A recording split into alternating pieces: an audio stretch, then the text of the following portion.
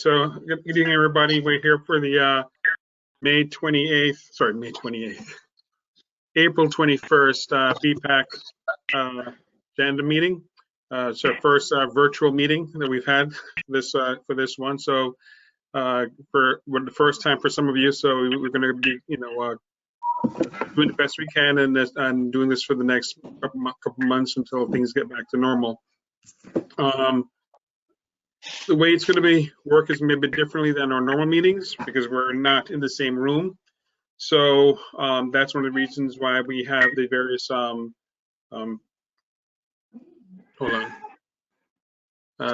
cameras, so we can see you're talking, so that when we do a roll call for a vote, we know who's voting and what they said, yay or nay, and things like that, because we have to have that for the official record. As you can see on the screen, there are the rules of engagement. Right, this is a public meeting, and the meeting is being recorded.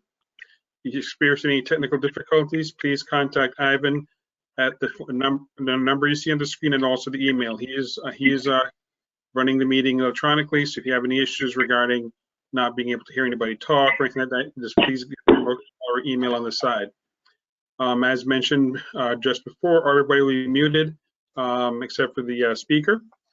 When we get to the various parts of the meeting, such as the citizens' comments or the member comments, then the people will be unmuted at that time, and you can then talk at that particular time. And I see at the bottom part now for committee members only, which is for the BPAC members. When it comes to the voting on a resolution, and we'll be doing a resolution for the item on the East-West corridor, which is going before the TPO board on Thursday. And so we just need to make sure that when we're doing that voting, that you clearly state your name for the record, and if you're proposing or seconding the motion, and then we will verbally confirm your name with the yay and the nay. Go ahead to the next slide, Ivan. Okay, here is our agenda. This is basically the slide deck agenda, which you're going to see for this online meeting. It is the agenda you received in the email is still the valid agenda. You'll see it pop up on the screen when it comes time, but this is how we're going to be doing it for the purposes of here. When we get to the individual items, Ivan, are we going to hand over control to the presenter, or are you going to hold on to it and do the slides? I will hold on to the control of the computer. Okay, so let me know. Not a problem. So Ivan will have total control of the slides, so you just have to let him know to go back or forth and so forth like that. All right, and you can see these are the various comments, agenda items. One of the things we discussed at our dry run yesterday was the positioning of the agenda. To keep the agenda the same as all of our other committee agendas, we've revised how the minutes can be done, and also the order. So the member reports, which had been up to the beginning of the meeting, now those are now the end of the meeting, and that's so that follows the same with all of our respective advisory committees. Next slide. All right, so here now we're going to go ahead and call the meeting to order. So time right now is 5:35 p.m. and Colin, go ahead and call the meeting to order. Thank you all very much for coming to our first virtual BPAC meeting. It's very exciting, and hopefully it will be it's still informative and still useful. So I'm sorry, this is Mike Fleming. I just wanted you to know that I'm here on the phone. All right, no problem. We're going to be doing the roll call in a second. Oh, I'm sorry. Yeah, no, it's no problem. I think we're going to have to address that because I have it as a number on the page right after this. All right, so going ahead with the roll call. I will go ahead and then you just say your name when you say it, so I can hear it and see you. So we have Chairperson Colin Worth. All right. Vice Chair Sabine Delouche. Sabine? I am present. Hello. Okay. All right. Okay. Oh, yeah. So are you on camera too, or just phone, Sabine? Oh wait, here. Let me see.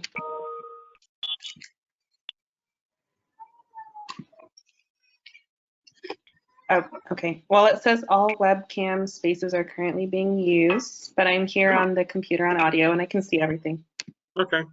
So I guess we're only allotted six webcams. All right, it's interesting. All right. And also to clarify, Kevin, sorry, am I still vice chair or is it Mike? Oh, correct. He's right. My mistake. Thank you for correcting me. Okay. Vice Chair Mike Fleming. I am here. Okay. All right. And I'm here on the phone because I'm also on a Zoom meeting with the Everglades Bicycle Club. It's not started yet, but it will be. Not a problem. All right, Sabine. So no, you're here, Sabine, obviously. All right. And then Edgar Ayala. Yes, here, present. Brett DeVoe. Brett, I know I saw you on the screen a while ago. Brett, you maybe got disconnected. You'll come back. Charles Fisher. Yep, I am here. Hank Sanchez Resnick. Here. Eric Tolberg. Here. Okay. So we have all of our BPAC members present. One of our BPAC members today will not be. He's at the meeting, but he's not. He's at the meeting as a presenter from DTPW. That being Francisco Arborales. So he's not at the meeting as a BPAC member. So that's why I did not call his name. So hi, Francisco. But just so you know, he's here, but not as a BPAC member. All right. So next thing up, next slide, Ivan. Approval of the agenda. Go ahead, Colin. Hey, Ed, does anyone have any changes to the agenda as has been emailed to you and was on screen earlier? I move the agenda is written. Eric Tolberg. Get a second. It looks like Hank is waving his hand. Okay. Yes, I'm just a little concerned about undoing the decision that we made about member comments coming closer to the front of the agenda. I think that the member comments might be at least as important as anything else on the agenda. I understand, Kevin, what you said, that the other committees don't put them in the front of the agenda, but we passed a motion or a resolution that we would have them at the front. I'm just wondering why we're undoing that. I know you explained that the other committees do it differently, but why can't we go ahead and be different? Well, it's not so much that the other committees are doing it differently. Is that with the TPO is having a standard format for all of its advisory committees for agendas, minutes, and how they're done. So that's why we all have to have them be the same template.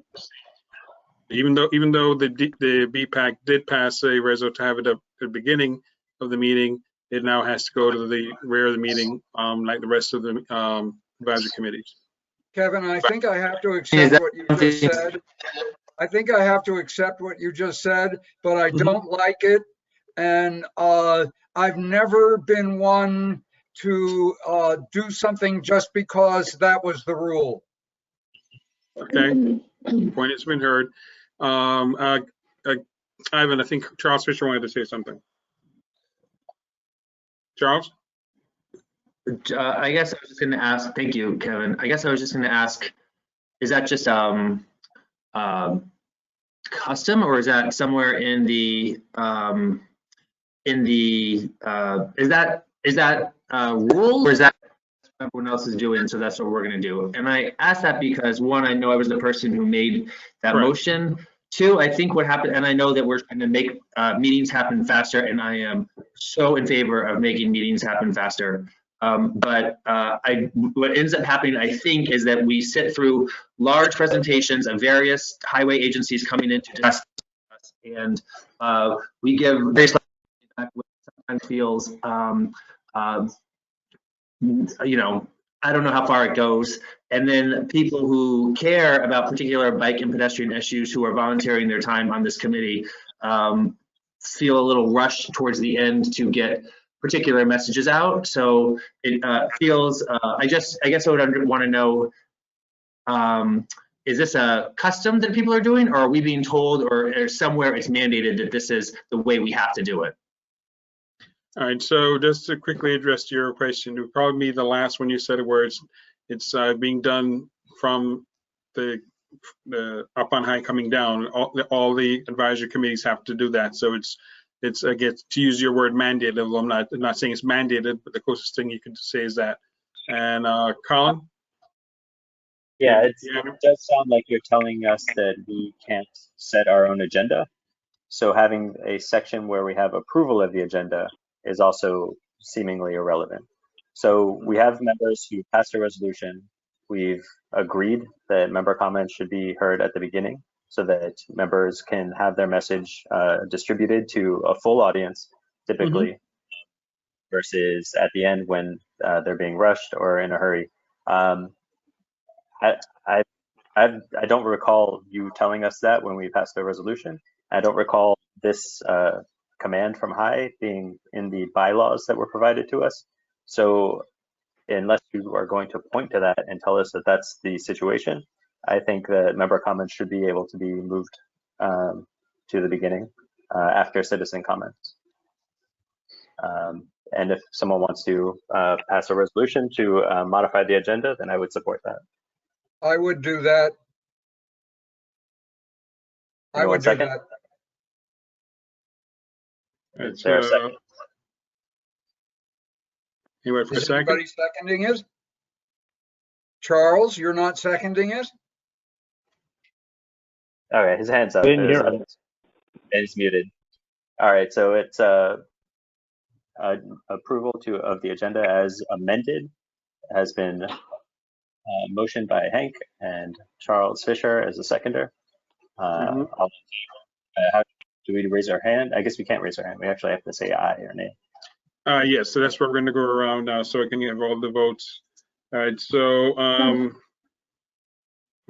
1 second, please.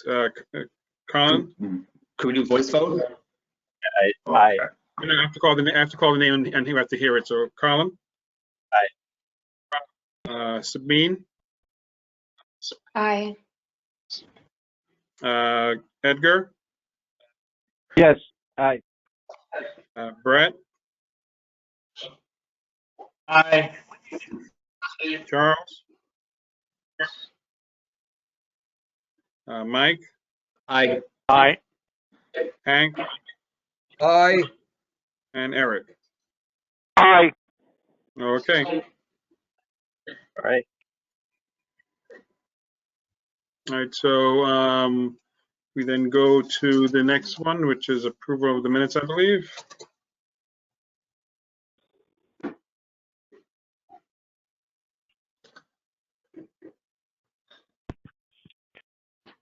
Go ahead, Colin. Has everyone had a chance to review the minutes? If there are any requests for modifications, please state them now. Or I guess raise your hand.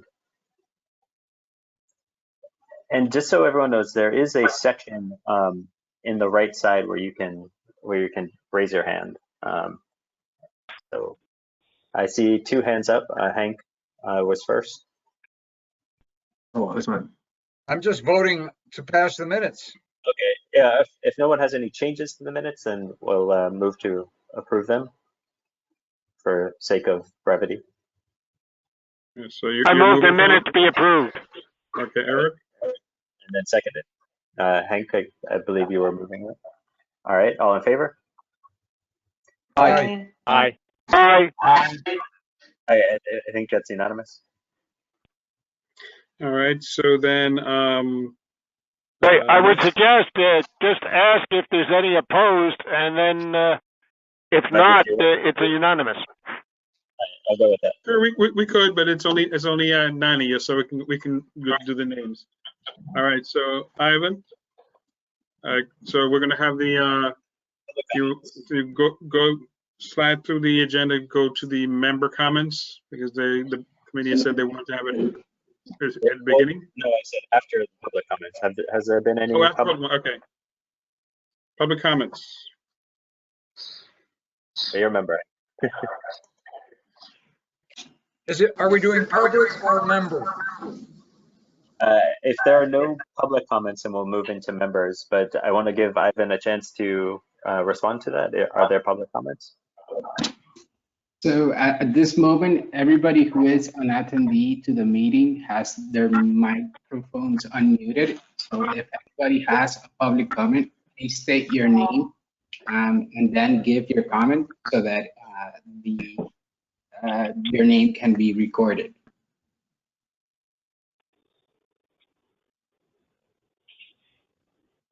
Okay.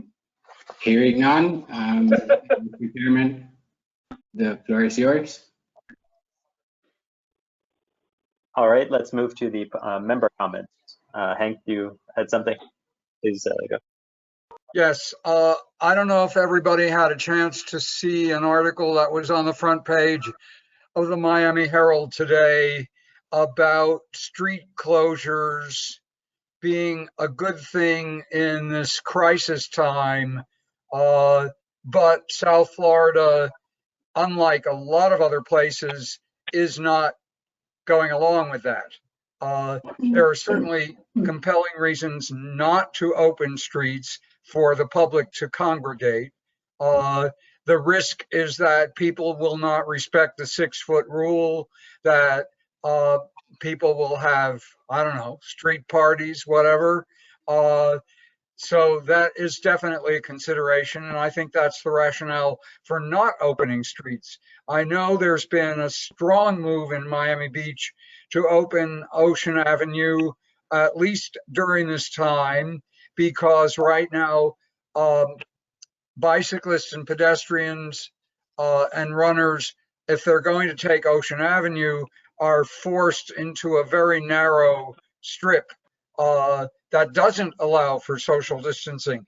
So the point of the article in this morning's Miami Herald was that because South Florida has been so slow to do what so many other places are doing, which is open streets, and think seriously about keeping them open for human activity, not for automobiles only. Sorry, I'm having trouble with my audio. Give me 1 second.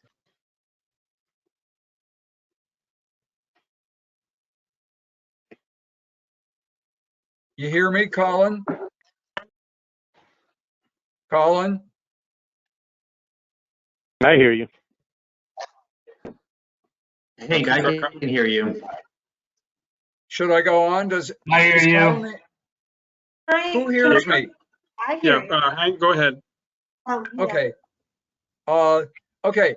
At any rate, a lot of cities, notably New York, and I believe Philadelphia, I think Minneapolis, have been looking at ways to open their streets for some kind of recreational activity, biking, walking, whatever, running, at least during this time of crisis. Somebody sent me an article today saying that Milan in Italy is considering doing this permanently after the crisis. So the article in the Herald today mentioned a specific case that I've been very involved with. And it gets back to the Commodore Trail, which, as you all know, is something that I've been focusing on a great deal. The Commodore Trail at the very north end connects with the Rickenbacker Trail. It connects through a walkway that's about 30 or 40 feet in length. It's basically a sidewalk. It's a continuation of the trail, but it's at the very north end of that small part of Brickell Avenue that is very unlike all the rest of Brickell Avenue. It's mainly a street of private homes and large estates on the water. It's just north of Vizcaya. It's the 2800 block to the 3200 block. It's between 28th Road and 32nd Road. And it's been, there's been a lot of controversy. Many years ago, Sylvester Stallone, the actor, owned one of the estates. So did Madonna. Stallone didn't like having so many people on the street. And he managed to convince the authorities to build a gate and close it so that people could not go through. They could not take the Commodore Trail to the end and then continue on to the Rickenbacker Trail. That didn't last very long. The gate, there was public outrage, as well there should have been, and the gate was open, and forever after it has been known to people as the Stallone Gate. And it's referred to that way in the article in the Herald today. Well, the Stallone Gate in the last week has been closed twice. A lot of us suspect that it's disgruntled neighbors because there it is. Yep, there it is. It's an agenda item, but you're bringing it up now, so we'll talk about it now. Thank you. There are some, I took those pictures, I'm pretty sure.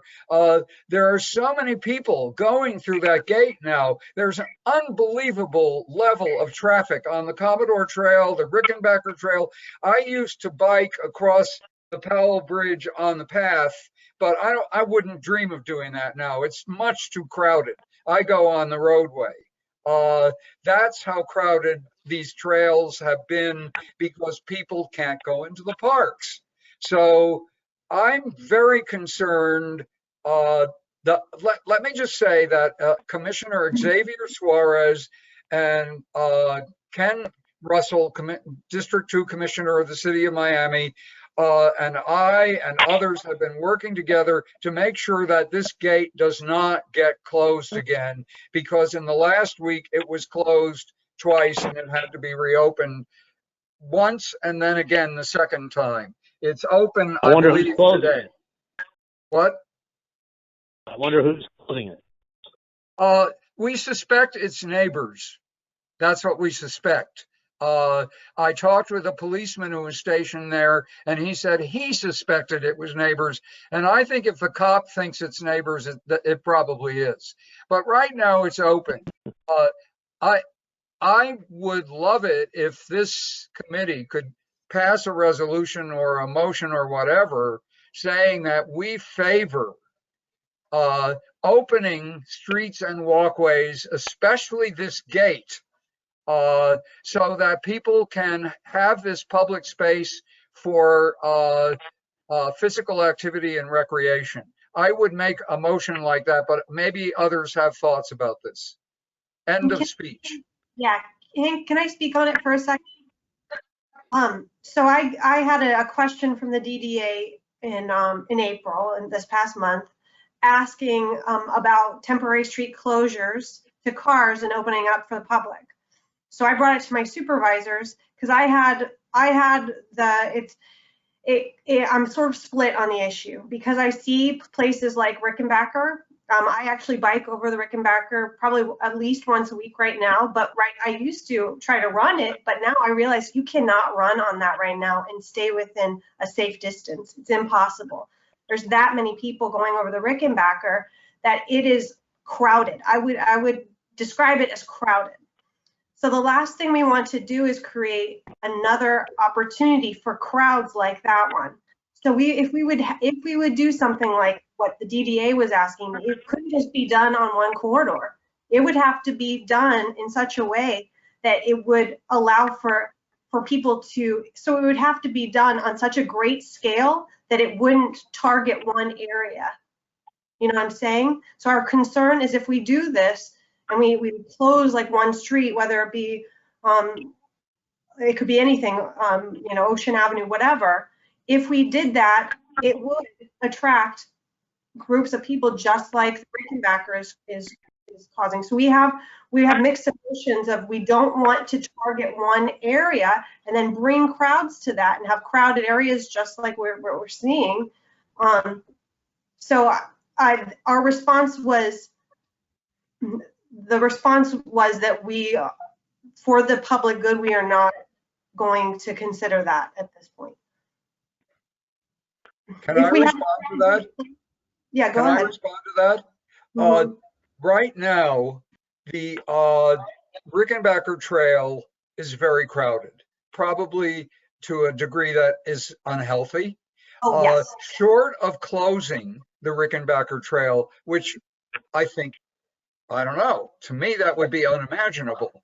What might be done is to open, and I've talked with others about this as a possibility, to open one of the lanes of the Rickenbacker Causeway for like the outermost lane for pedestrian and bicycle traffic, so that people are not squeezed onto the walkway part of the trail. But I just want to make the point that if the argument is that we're trying to keep people at a safe distance from each other, the alternative, when this gate is locked and closed, what people are forced to do if they want to get to the Rickenbacker Trail is they have to go out on a sidewalk that follows South Miami Avenue and then Federal Highway. And that sidewalk is about 4 feet wide. So I've seen that sidewalk jammed with people biking and walking and running, jammed with people, because it's even narrower than what we're looking at right now with the gate. So I think what we might want to consider is a resolution saying that we favor opening parts of streets for public physical activity and recreation during the crisis. And I would add that we should consider doing it at other times after the crisis. I would add that because there are times like Sunday mornings when some streets might be wonderful when there aren't a lot of cars on the streets. I see your point. I don't know who that was speaking, but I certainly see your point. And that is an argument why people have objected to opening Ocean Drive. Ocean Drive is a part of the destination. That was Tiffany speaking, but are you done with your member comments so we can go to the next person? Hank? I wonder if anybody is willing to consider a resolution of the kind that I just proposed. This is Brett. To ensure that the gate is left open?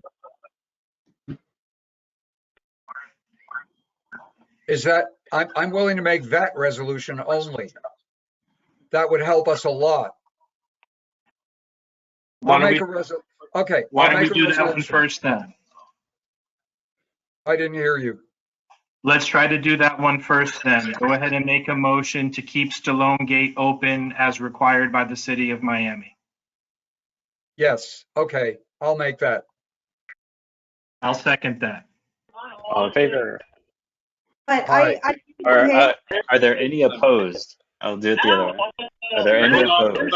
Hold on, because before anybody does a yay or nay, I believe somebody was trying to say something before.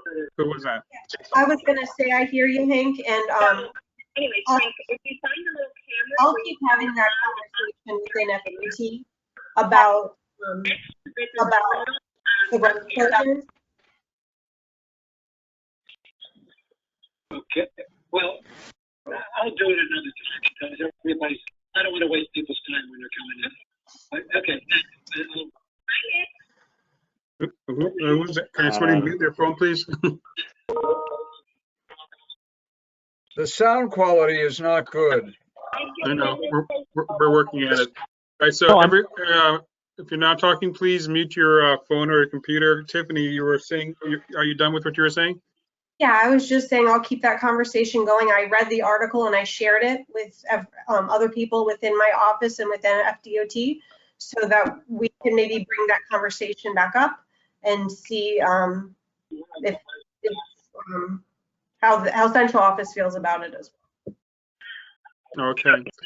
All right. So, Colin, before I go back to you, is there any other comment on the Stallone Gate? If not, then whatever we discuss now will be the Stallone Gate discussion. We're not going to bring back up again at the end of the meeting.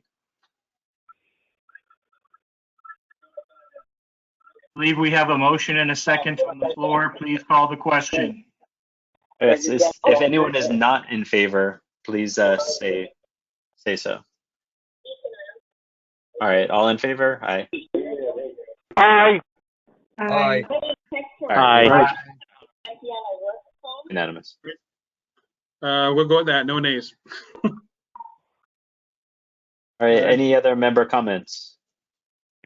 I have Or- comments. Yes, go for it, Eric. Okay, Eric Tolberg. A few things. We had the Biscayne Everglades Greenway ride just before they closed everything down. It was very successful. And we had 57 people, quite a few on the 22 mile, 42 and 14 mile. Another thing dear to my heart, I finally got the village of Palmetto Bay to put the map of Palmetto Bay and Cutler Bay on their website. So that's been done. Also, the Chrome Path has been finished. I've made a map of Chrome Path, which now goes from 8th Street to 232 Street. That's almost 15 miles. And Chrome Path is actually a great place to exercise where it's not crowded because it's out in the middle of nowhere. However, it is hard to get to. I have made a map that shows how to get to Chrome Path, and I hope you can see it. You notice that I have put even the dirt roads that connect in the northern portion. 42nd aligned with 42nd Street, 104th Street, where the Black Creek Canal is at 112th Street, at 136th Street, with 152th Street, 160th Street, and then there are many roads that connect on the south side. So I recommend it, particularly if you're not in large groups. I recommend just a few people at a time. You can stop at the Pilot truck stop at the north side, park, and then ride for 5 miles before you hit a road. So you've got a great opportunity, and I think that this needs to be put out to cyclists, that if you're looking for a place that you can ride, I won't say alone, but without running across a lot of people, the Chrome Path is an ideal thing to do. And that's down to 232 Street. Okay, and now I've made other maps of sections of Miami-Dade County. If anybody wants one, well, you can't let me know directly, but if you go through Mr. Walford, we can get you maps of your area and to encourage people to ride. Were those the maps that you sent that we were able to download? Yes, those are the ones I sent out last Friday or whatever day it was, I think it was. Yep, I got them. Thank you. Okay. So encourage people to ride in small groups or singly. That's the end of my comments. Thank you. Any other member comments? I have a comment, and I hope it's less than 3 minutes. So Hank's conversation got me thinking that now is actually a great time to kind of push these, to really talk about some of the things where we take space for pedestrians and bicyclists, unused space for pedestrians and bicyclists. A lot of media attention is happening around this now. The Ocean Drive, is basically run from a few people in Miami, have gotten such media attention locally. So maybe we take this time to, there's always been a movement to shut down one lane of eastbound and westbound traffic on the MacArthur Causeway on weekends to allow for bicyclists and bicyclists really, but we could do bicyclists and runners as well to use. And so I think if we can pass a motion that says that we support that during this time, that could be beneficial. I'm not sure what to do with it yet, but we can maybe pass it on to Transit Alliance or some other organizations to try to make some media hay out of it. I typed out real fast what that resolution would look like and put it in the chat. It says, we move that Miami-Dade County works with the cities of Miami Beach and Miami to close one eastbound and one westbound lane of traffic on the MacArthur Causeways on Saturdays and Sundays in order to facilitate social distancing during the COVID-19 crisis. And All right, that would. Charles, hold on 1 second, please. Charles, hold on 1 second. Can everybody please mute their phones? We're getting interference by somebody else's phone that's making another conversation on another end. We're still hearing it. I've got my mute on, so. Okay. All right, Charles, continue. So that was it. I thought now might be a good time to really kind of show the region what some of that pedestrian and bicycle, what prioritizing pedestrians and cyclists could look like at a more permanent level or permanent basis. So I thought it would be good to pass, you know, in the same vein that Hank is talking about the Stallone Gate, pass the movement to close, a motion to close one eastbound, one westbound lane on the MacArthur Causeway.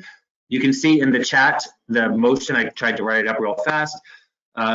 We, or if it has to say BPAC, that's cool. Move that Miami-Dade County works with the cities of Miami Beach and Miami to close one eastbound and one westbound lane of traffic on the MacArthur Causeway on Saturdays and Sundays in order to facilitate social distancing during the COVID-19 crisis.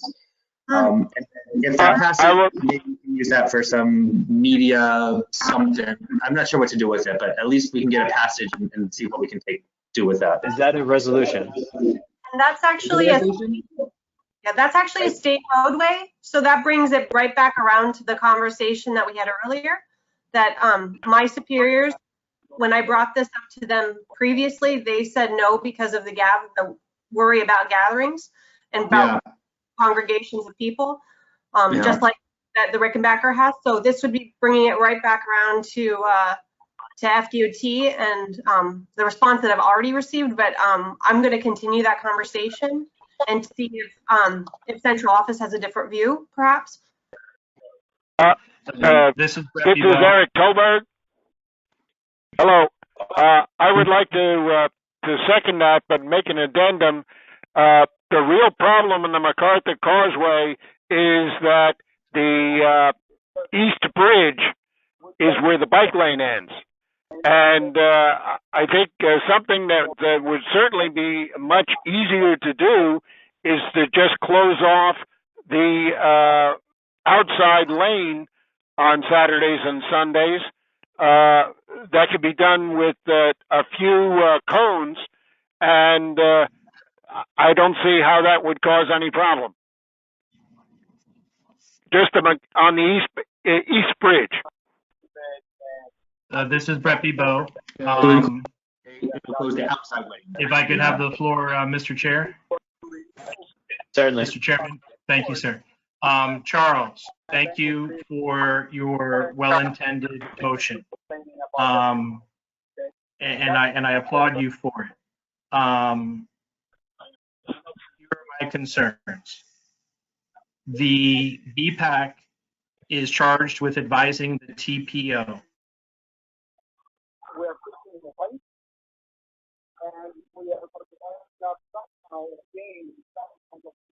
I think FDOT sits on the TPO board, right?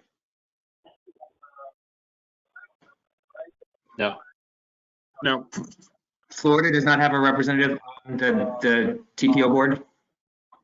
No, they do not. The way the TPO is structured, it's actually it's separate than FDOT, and it came about because of it's like historically it came about because of what FDOT was not accomplishing. And so we're sort of sister entities. We're partnering agencies. Regulation comes and asks for the recommendations of the TPO, right? I mean, why else does FDOT have a representative here?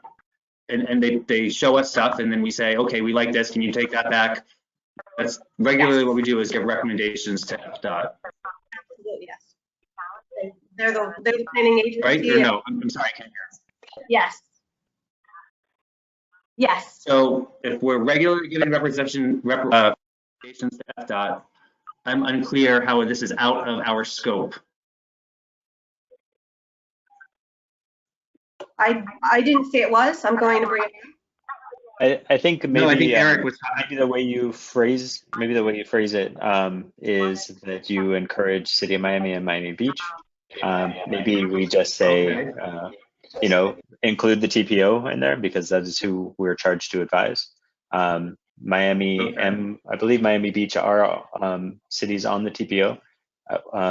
So then they would also be receiving that message. But I would include, encourage, you know, Miami and Miami Beach. So I would just add and the TPO to that list and or DOT. I don't know if that was the totality of your comment, Brett, or if you have more thoughts on that.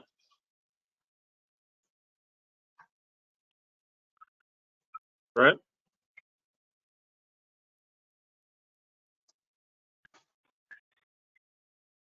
Brett, you there? I can't hear anything. Was it Brett speaking? It was Brett before. Well, there is a motion and there was a second. I don't know if that second is amended or as amended. I know Brett was talking about the motion, but then his voice disappeared. Yeah, he seemed to cut off. I thought there was more that he was going to say. So is there a simple statement of what we're voting on? I think he was just complimenting. We encourage TPO. Yes, we encourage the TPO and the counties of Miami-Dade and the county. So I'm trying to rewrite it real fast so that it includes the TPO in it. So I'll post it again in the chat and I'll read it for people on the phone, which says, we encourage the TPO and the County of Miami-Dade and the cities of Miami Beach and Miami to close the outbound, eastbound and west, to close the outbound eastbound. That doesn't, it's, well, to close one outbound and one eastbound lane of traffic on the MacArthur Causeway on Saturdays and Sundays in order to facilitate social distancing during the COVID-19 crisis. Okay. It's yeah, that's it. No problem. Just go ahead. Just go and redo the new one in the chat so I can copy it. Okay, I will. Hank? Could we add the Rickenbacker? I know that people are working to do exactly the same thing with the Rickenbacker. Is there any reason why we couldn't do it with the Rickenbacker? Just add the Rickenbacker? Okay. I'd like to amend the motion, a friendly amendment to add the Rickenbacker. Okay. Thank you. And I think you would need to add Key Biscayne as well. Okay, thank you. All right, there's a motion, there's a second. All right, so the motion was by whom again? By Charles. Okay, and the second? Are we waiting for one? I think Hank, right? Were you the second or was Eric the second? I don't know if Eric agreed with this yet. I haven't heard his. I think Eric was the... Hello, this is Eric. I think it's fine to go with that. I would say if we get pushback, we should go back to the alternative of just closing the East Bridge. But I have no problem with adding the Rickenbacker, although I would have problems with when you start closing down 4-lane roads. It's different than a 6-lane because then you're losing half your capacity. So I think just the 2 might be a good ask, and we'll see how it goes. All right. Thank you. All right, so there was a motion, there was a second. Is there anyone opposed to this? All right, so the second is by Hank, right? Yes, as of, All right. and he amended it to include the Rickenbacker. Correct. All right. There's a first, a second. No one said any, raised any negatives. So all in favor, I'd assume is unanimous. If anyone doesn't want to. All right. Aye. Aye. Aye. All right. Very well. I think I that's everyone. still need to make sure, because in case anybody Thank you. leaves the meeting, I can't automatically just say 8-0. I have to make sure everybody said it. That's why we have the roll call. So sorry to jump over you there. So Colin, I heard you. I know you said yes, right? Yep. Sabine, Aye. Edgar, Yes. Aye. Brett. Aye. Okay. Mike, Aye. Eric, Aye. and of course the motion and the two people who started it. So all right, 8-0. All right. Are there any other member comments? Hearing none, we'll move on to the next item, which I believe is our first presentation. Yes. All right, Smart Plan East West. Marie? Hi, no, I can I'll I'm introduce it. here. So, Go ahead, Francisco. okay, so thank you to everybody for taking your time today. I know it's real busy out there. My name is Francisco Velez with the DPW. I know you guys on the committee all know me already, but today I bring what I've been working on for the past 8 months, and the county has been working on this project for the past 2 years. So it's an exciting project for the East-West corridor. You know, there's a lot of work that has gone into coming up with this recommended alternative. You know, work, like I said, started 3 years ago. We've done lots of public meetings, you know, three project advisory groups, and we're excited to show you the work that we've meant to keep in 2 days now, right? We've been working really hard this past month to show it to as many people as we can. And with that, Rick, go ahead and walk everybody through it. All right. Hey, hang on one second. Kevin, can we have that one phone that's going on muted, please? Okay. Everyone that's not speaking. Yeah, I think that may be Edgar. Edgar, is that you? Edgar? Yes, Kevin. Was that you on your phone? No, my phone is mute. I just listen the same thing like you are listening. Somebody Okay. talking on No, the we're trying to figure out who it is. That's all. Okay. Well, what's the problem? You're hearing a conversation. I am alone in my office, and my phone was mute. This is Brett. Can you hear me now? Yes. Great. So unfortunately, the reason why I kind of cut off mid-sentence was because my laptop had run out of batteries. So I had to plug in. And then once I had plugged back in, I was able to hear some of the kind of revised motion. And I was doing my best to be heard, and I was not being heard until now. So I'm glad I'm back. At the appropriate time, maybe it's now because I have the floor, and that's kind of tricky for me to get apparently. I would like to go back to the motion that was just approved. Colin, you okay with that? Go for it. All right. Thank you. So as I was saying, the BPAC advises the TPO, and the TPO does not have jurisdiction on street closures. Currently, bikes can ride in lanes, and thankfully, to some extent, the lanes have limited cars. So they have more space than ever to ride in the lanes like they did in the past. In addition, I think we need to be very sensitive to the massive cost of the proposal we're putting forward. There is a massive cost with putting cones, and officers would go with it too. They just wouldn't put cones and no officers. So, you know, part of where MacArthur Causeway was only on the weekends.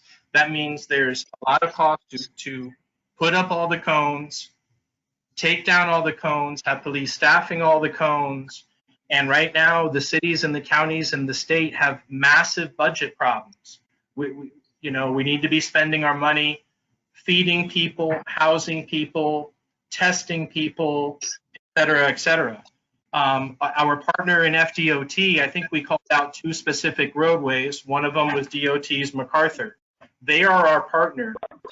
To ask them in our advisory capacity to agree with us on 10 things every time we meet. And Tiffany, on behalf of DOT, is telling us really clearly, we already talked about it, and the answer is no. And I think we need to be sensitive to that. So I think Kevin overheard some other background when he was calling for my vote. To be clear, for the motion that was passed, my vote is no. Secondly, I would like to have a motion to reconsider the previous. I'm making a motion to reconsider the previous motion. Is there a second?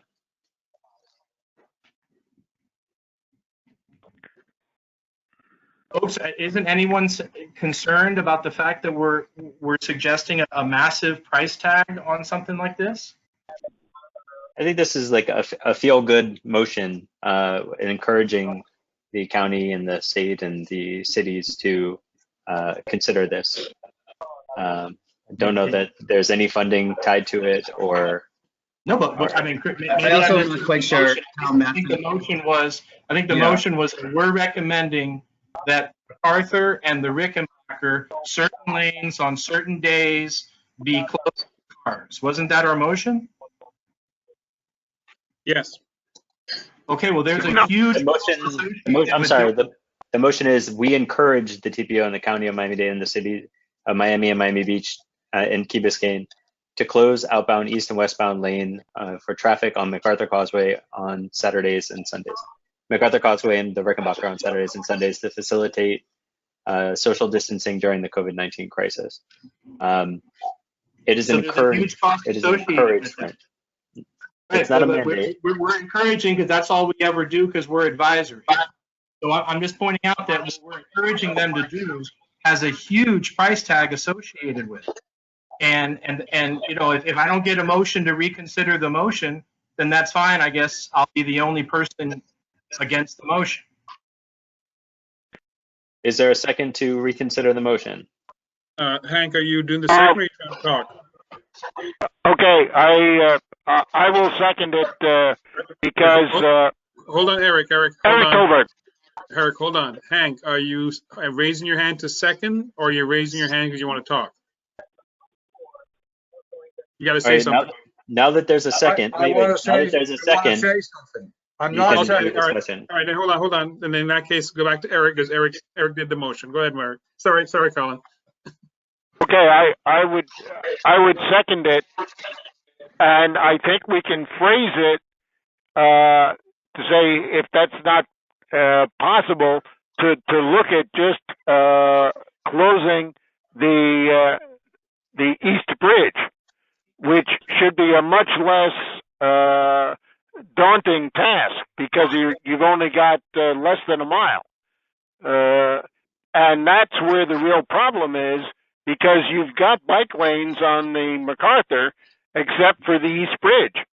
And what the only alternative to riding on the road is to go and join the sidewalk, which of course is not really practical with pedestrians, etc. So, I think we can get much of what we're looking for with just closing the East Bridge. So before we get into potentially amended motions, new motions, whatever we want to call them, we have a motion and a second to reconsider the previously approved motion. All right, all in. Yes, we do. All right. Can we speak to it, or are we just voting? Yeah, you could have discussion. I'm sorry. I would just make a point. I know it sounds. I'm sorry. I missed who was speaking earlier. that there's concern about the price tag. I just don't share that same concern. I don't think it's very expensive to put cones out blocking lanes. I see it done all the time on MacArthur when various events are happening. I don't think they have to be staffed, and quite frankly, they've staffed an entire police checkpoint on Key Biscayne with cones and everything like that to keep people out. So the cost is just, I feel so to this conversation. I know right now cones are put out on Ocean Drive to keep people from parking there. There's regularly cones put out. I mean, cones are a pretty cheap thing to throw out on Saturday morning and Sunday night. So I would push back on your notion that it's a very expensive thing to put cones out blocking a lane. All right, there's So we got a motion to reconsider the previous motion or resolution. All in favor? Aye. Aye. Aye. All right, so they had 3 Any ayes nays? on the call. Any nays? To reconsider the motion.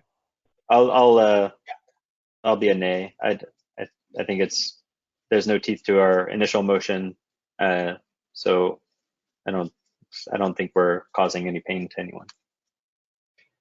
This is Hank. I don't know if you can you hear me? Yes. Yes, we can. I'm voting nay. I really appreciate that Brett made the motion. I really appreciate what he said about the issue of finances, but I think that when we come out of this, it's going to be a whole new world, and old budgets are going to be almost irrelevant.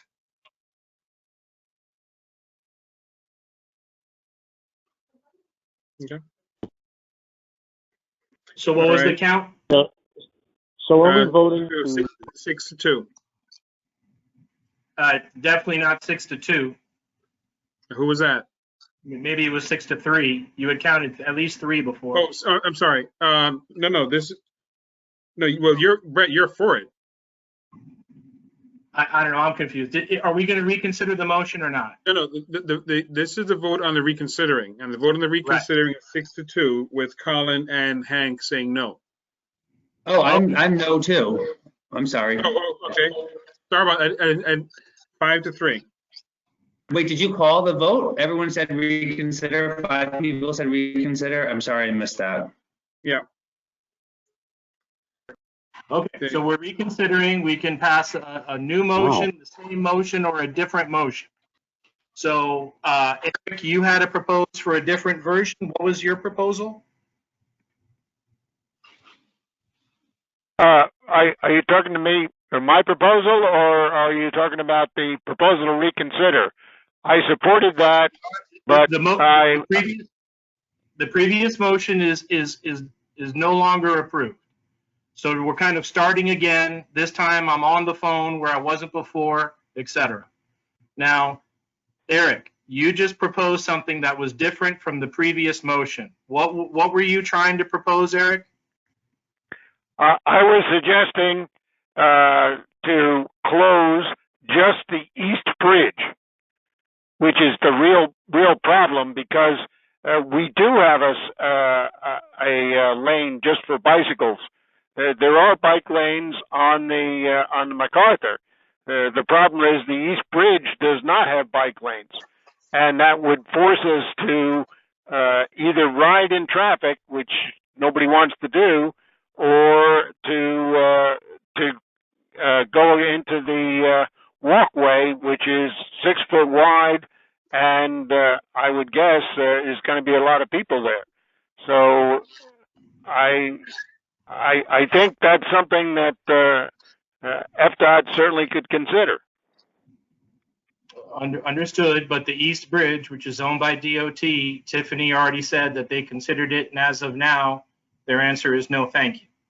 So, well, they considered closing the MacArthur, closing lanes across the MacArthur. Have they considered just the East Bridge? Well, that's a fair question, Tiffany. Have they considered just the East Bridge? No, the question that we got from the DDA was, are we willing to close lanes for pedestrians? And it was just very general like that. And then when I brought it up to my supervisors, the concern was if we do that on specific roadways, we are sort of saying, hey, come to this area. This is where you need to come. And so that's sort of directing people to a targeted area. That was the concern, that we are telling people to stay at home, but then we're also opening up areas for them to say, hey, come here, come to this site.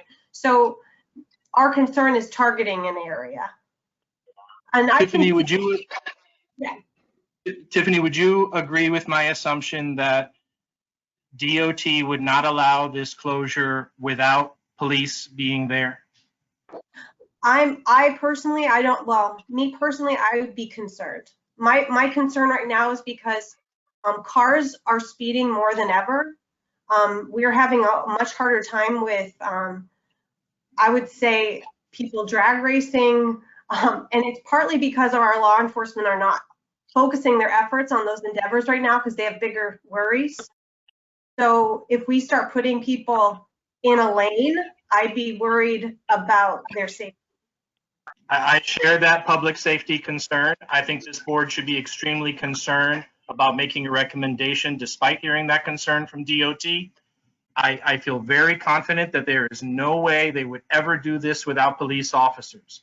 Police officers are needed throughout our city and our community fighting crime right now. And many of them are falling sick due to COVID-19. And so the police force staffing has reduced. And now to have to pay officers to assign them for this, I cannot support this motion either. I think we need to stay in our lane as the BPAC. We advise the TPO. We do not have, TPO does not have any jurisdiction on this. If individual members want to advocate towards DOT or towards Miami Beach to do this or that, or towards Miami-Dade County for the Rickenbacker Causeway, I applaud them and encourage them to do so. But I feel that for the BPAC as a whole, to do this is not only out of our bounds, but it's inappropriate. And Brett, I want to say something about how I understand that this is an opportunity. I see how other cities are doing it, and I applaud them in one way because they're making changes that might be necessary now. But I hope, and I really, really think that this is going to be a new climate that we're in. I hope that people take away from this experience the importance of trails and bike facilities. And I hope that all of our agencies start really changing focus to really providing the necessary facilities. So although I'm in agreement that we don't want to open up one single area and target those areas, what I would like to see going forward, so that if this ever happens again, God forbid, that we have a county-wide, district-wide bike facility network and pedestrian facility network that is able to handle the capacity necessary for an event like this. All right, there's no current motion. If that's the case, then we should probably move back on to the previous presentation that you said. A quick question on, did we vote to, I know we voted to reconsider. I just want to, maybe I missed something. Would that vote to reconsider 1-5-3 yes reconsider, and then secondly, the reconsidering means it canceled the previous one, or did reconsider mean we were going to vote on it again? I don't know. I'm unclear what just happened. It looked like there was unanimous for one thing, and then a second later we all changed our mind, or 5-3 changed our mind. Is that what happened, Kevin? Yes, the original motion passed. Hold on. I think we just carry on and let Fred take care of it. Hold on. The previous motion. Sound like he is. Hold on. The previous motion passed 7-1 with Brett Dubois dissenting, and then when he came back, he asked to reconsider, and then that the reconsideration passed 5-3. So therefore now that in fact canceled out the previous one because you look to reconsider it. So now it's going to be back to square one. And so do we go ahead and then try and then do another motion or so forth from the beginning with anybody else's comments, or do we just as comments go on to the I guess regular I just thought reconsidering means let's talk. I thought reconsidering just meant let's reconsider it. I didn't know it meant let's reject it, but it's fine if we want to do that. I don't know. It did not sound like that's what was happening to me. Based upon based upon my understanding and then my looking at the various rules and regulations, that's what happened. All right, Yeah, somebody was saying the something? previous resolution was made null, and now there's not currently a resolution.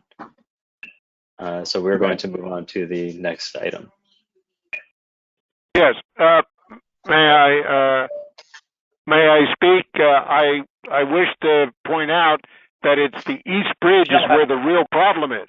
Right, but there's no motion, and we're moving on to the next item at this point. Okay. Let's keep it going, just because we've held up the last item, and Frank really wants to speak. All right, so back to item 5. I spoke before, but thank you again, Colin, for giving me the floor. Thank you to everybody again. I guess I'll make it brief since we're running behind here. Thank you to everybody much for taking your time to be here again. Marie, just go ahead and take it away. All right, thank you, Francisco, and thank you, everybody. This is the East-West Rapid. I'm sorry? Who was Can that? everybody see and see the screen? All right, so Ivan, Sorry, please go. anyone who's not speaking, mute your phone, please. Ivan, can you mute everyone except Marie?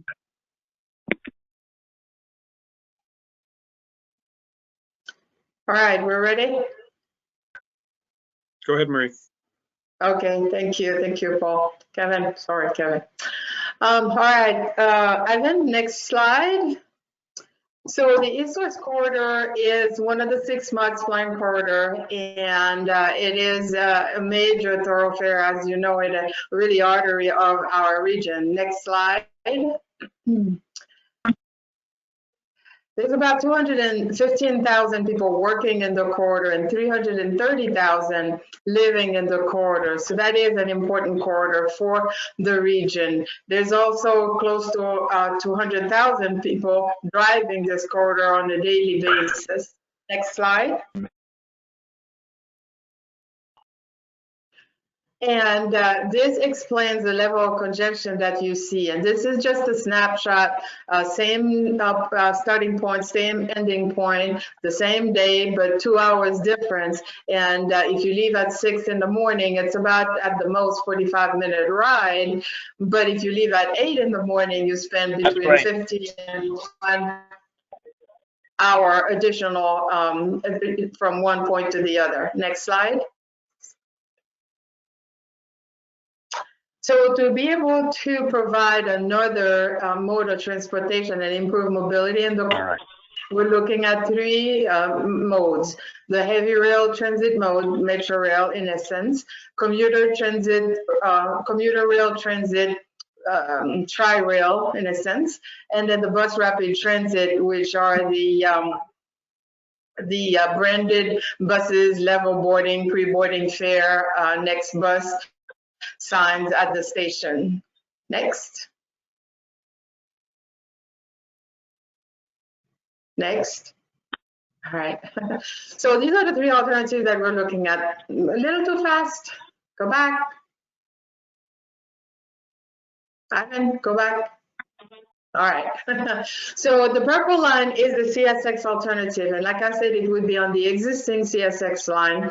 And we actually would be improving the existing tracks and then double tracking them as well. Now, CSX will reserve the right to operate freight in this corridor at perpetuity. So we will have to share the tracks with CSX. Now, west of the Dolphin Station, there are potential for extension to the Tamiami Station on 147th Avenue and 8th Street, where DTPW will be constructing a new transit terminal. So that would provide potential connection to the south and west area of the county.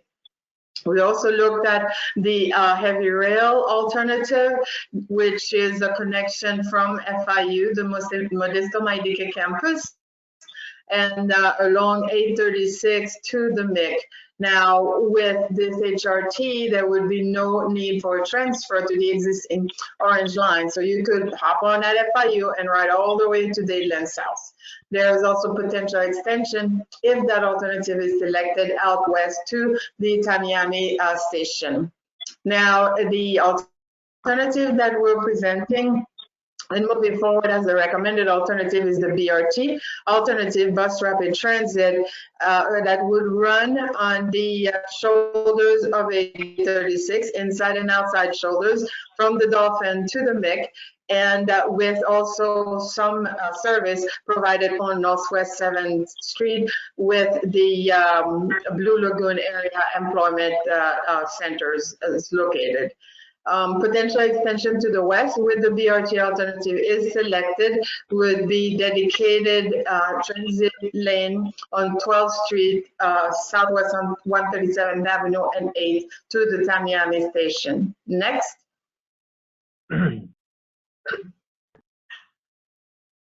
All right, so for all of the alternatives that we evaluated, the 836 express lanes are considered as the base system. So they exist in all of the alternatives that we're evaluating.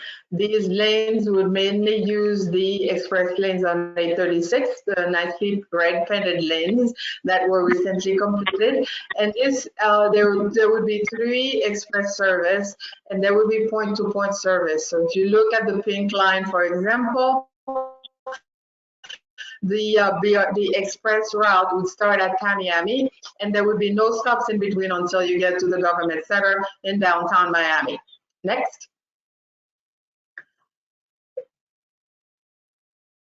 The BRT alternative that we are looking at includes a series of routes. So you would have routes that start at Tamiami, routes that start at Panther, Dolphin, and then when they get on 836, run in the shoulders, inside or outside shoulders on 836, and then provide connection to the MIC. East of Lejeune, there would not be any stops, and they would go to downtown Miami at the government center.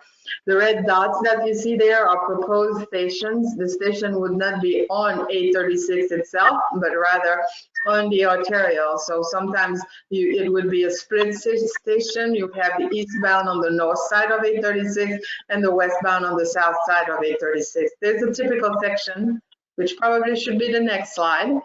Ivan? Okay, my operating plan. The operating plan for the BRT service, the top 3 lines are the express routes that exist in all of the alternative, and the pink, the cyan, and the green line are the new proposed BRT transit routes that would be proposed, and then the potential stops at the location shown here. Next. So this is the typical section that I promised. So on 836, which is the top part, the golden boxes in the middle represent the express lanes. So those red painted lanes that you see today. And they would be used mainly by the express 836 express routes. But the BRT routes as part of this project could also use those inside shoulders. Our BRT service, though, would run mainly on the outside shoulders, the red boxes on either side of the typical section. We would not be repurposing a lane on 836. We will not be adding a lane on 836. We will not be getting rid of the lane on 836. All we would be doing is improving the shoulders to be able to allow for BRT service on the outside shoulders. On Northwest 7th Street, we have two options. We can repurpose an existing travel lanes for dedicated BRT service, or we can use the median to add a lane and so keep the same number of travel lanes in each direction, plus the BRT, plus the dedicated BRT route. The typical section is wide enough to be able to accommodate pedestrian facilities, sidewalks. Okay. And then also on the east-west, along the east-west, the Kitty Rodale, this provides an opportunity to potentially expand it all the way to the Dolphin. So make it a more continuous bike path than it is now. Those would be evaluated, of course, as we go into the next phases of the study. Next.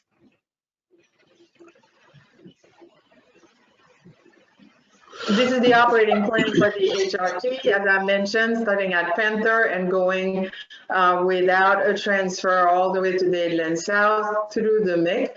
We have a station at about every mile, but if this alternative is selected, we have to go back and look at whether and weigh, the cost of having the station versus the ridership that station would bring.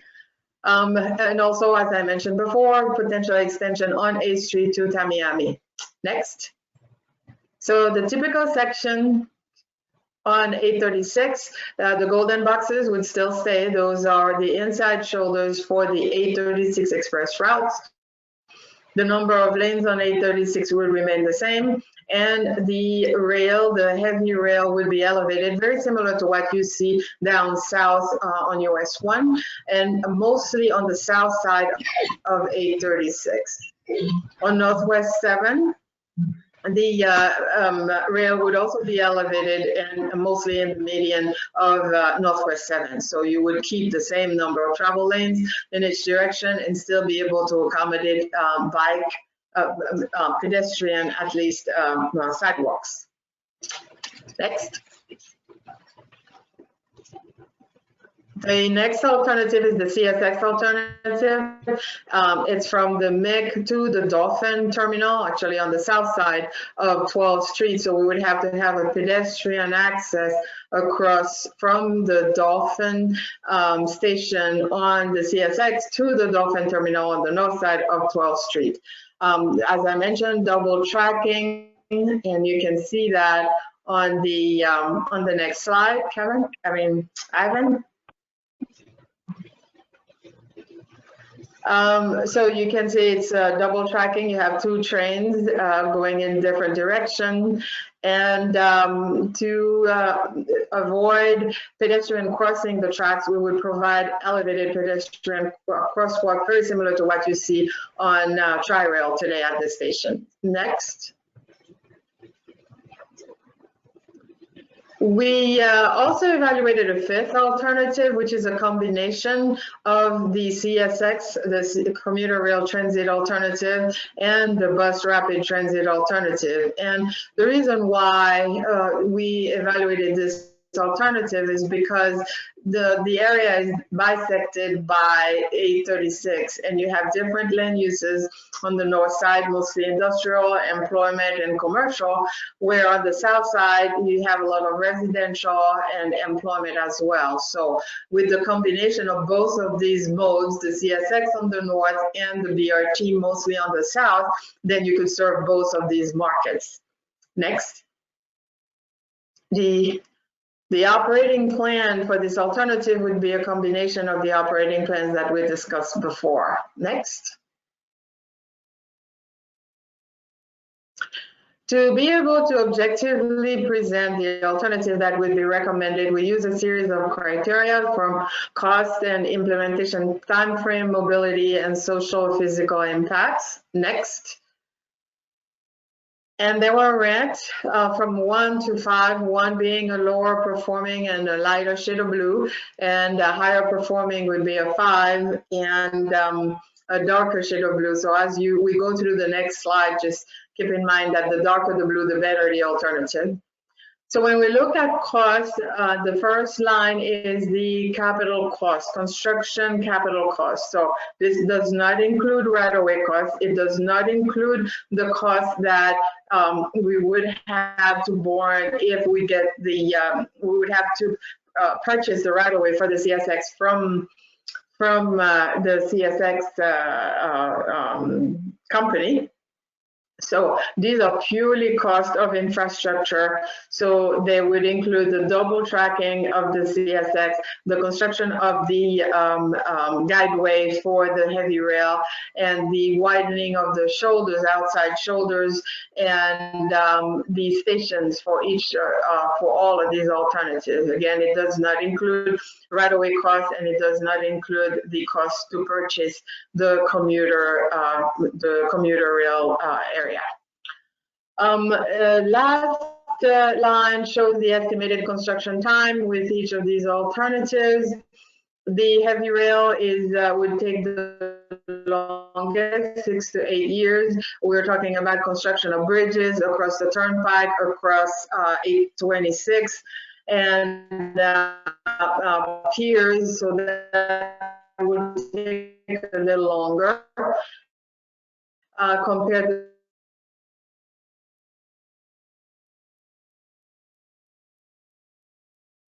to the bus rapid transit, which would be about 2 to 3 years. Most of the improvements are widening. Marie, it seems that we're experiencing some networking System may be slow. Okay. Let's, I think you can proceed now, just giving it a moment to test. Okay? Okay.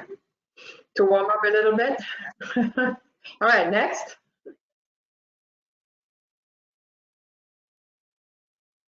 All right, mobility criteria.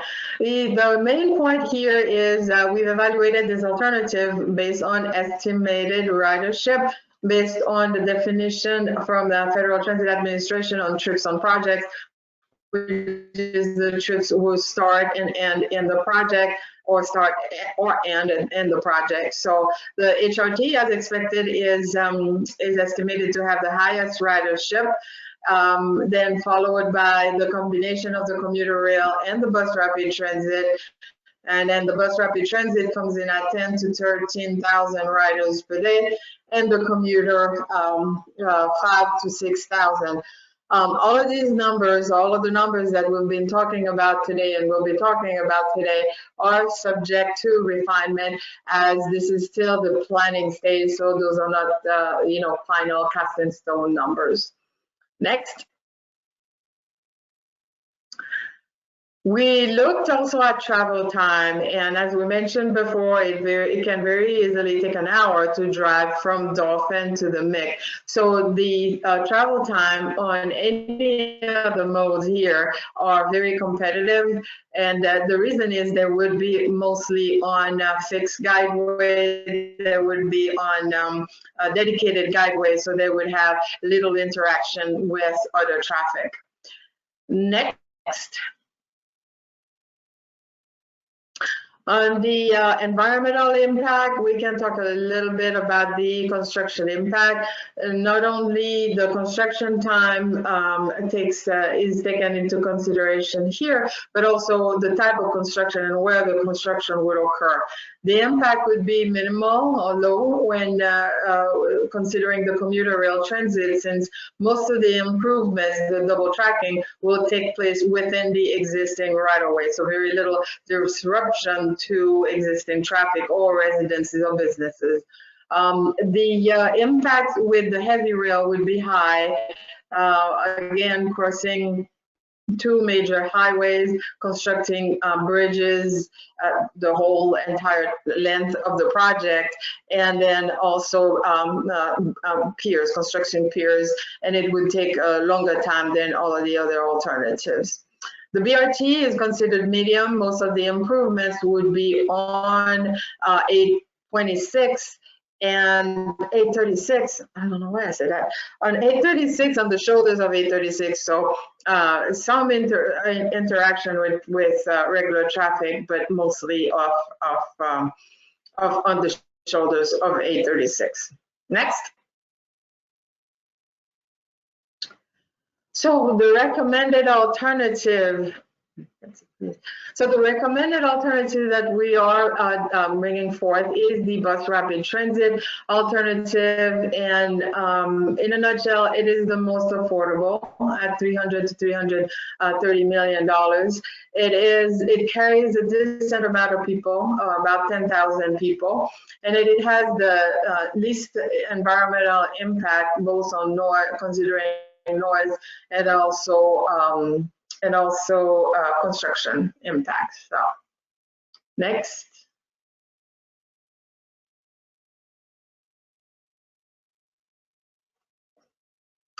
So in addition to the criteria, there are also 3 elements that we identify as being also supporting the decision on recommending a bus rapid transit. So next.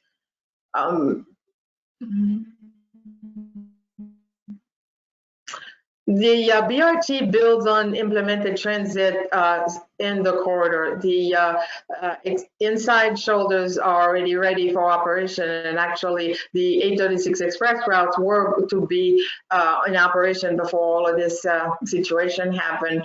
So the BRT on 836 are a complement to those express routes and build on what's already been planned for the corridor. Next.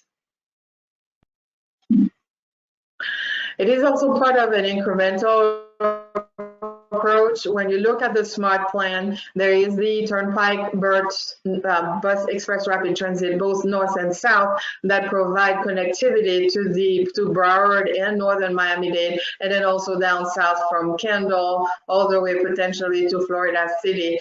And that connection to the east-west would occur at the Dolphin terminal. Next.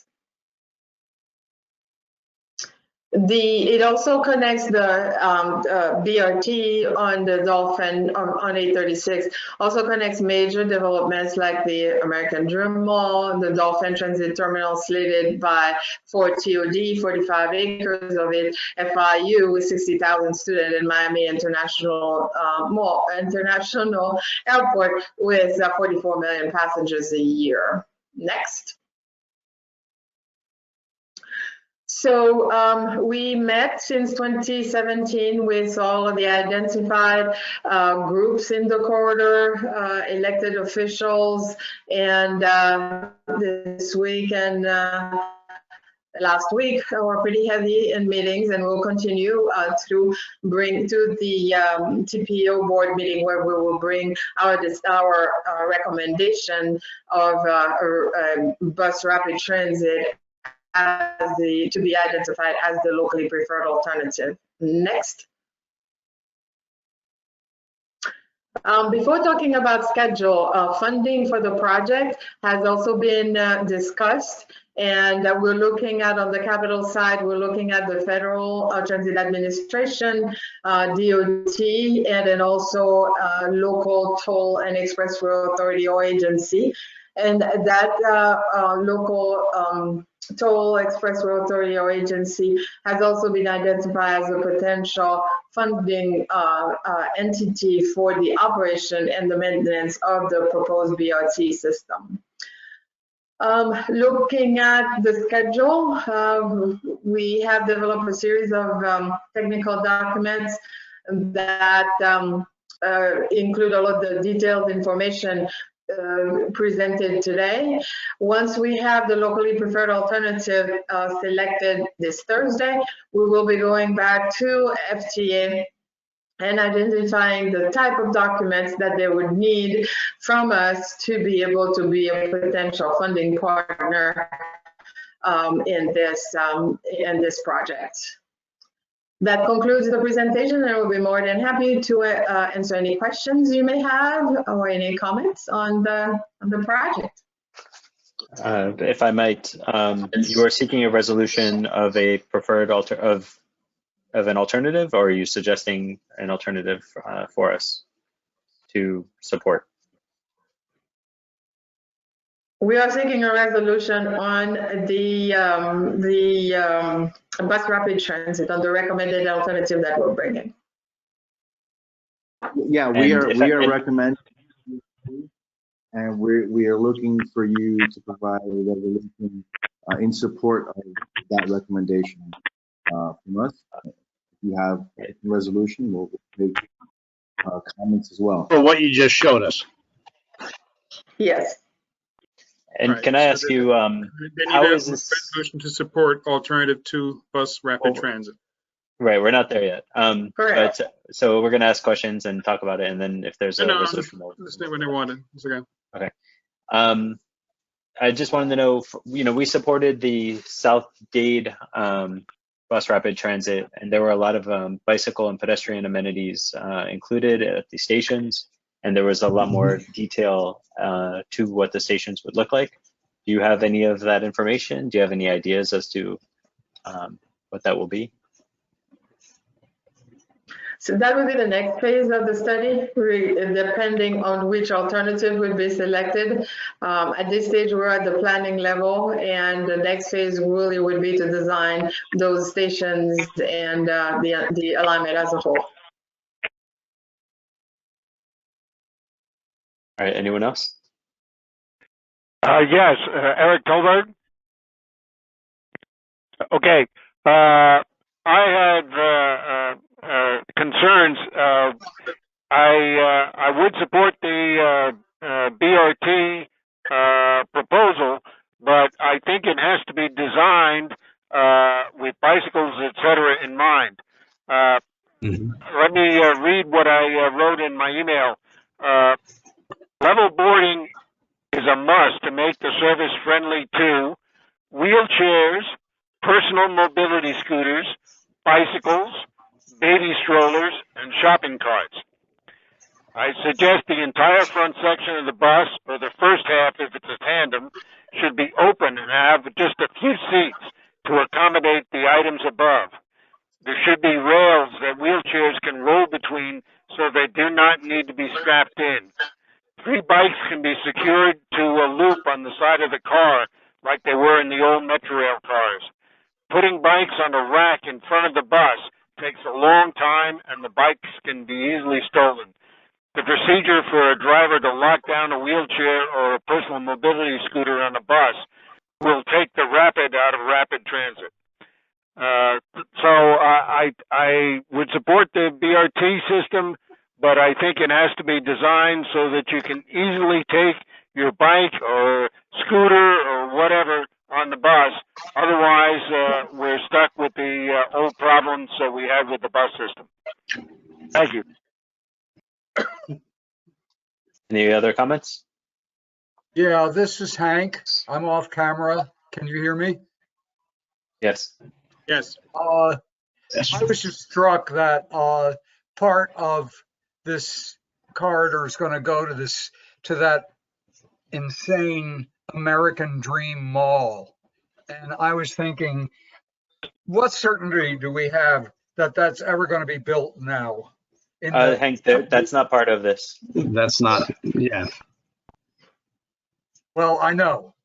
However, if the corridor is being designed to go to that stupid mall, then It's not. It's not part of the corridor. Okay, I thought it Are you was talking one of about the Freedom Park? Miami Freedom Park? No, I'm talking about the American Dream Mall. No, this is to go to FIU. Yes, I know that, but also to connect with the American Dream Mall. Look, I don't want to belabor this.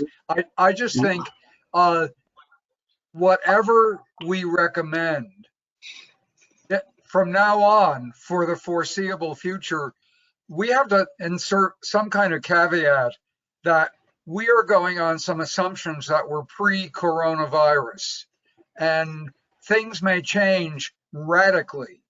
And the planners have to be prepared for eventualities that we can't even anticipate right now.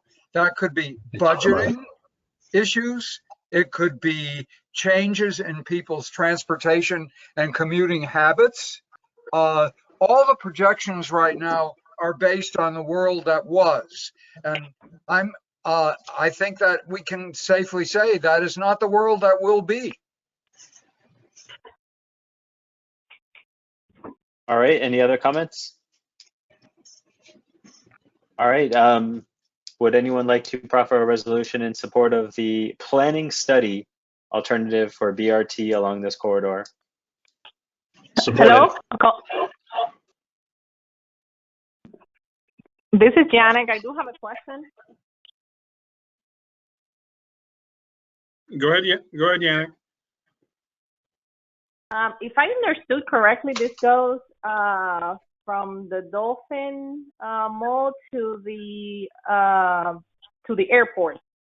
Then the assumption is that whoever wants to go to downtown Miami will take the metro rail, or that's going to continue all the way on 836 to downtown? It goes from the Dolphin Terminal, so on the west side of the Turnpike, north side of Northwest 12, the new transit terminal that was recently completed. Yes.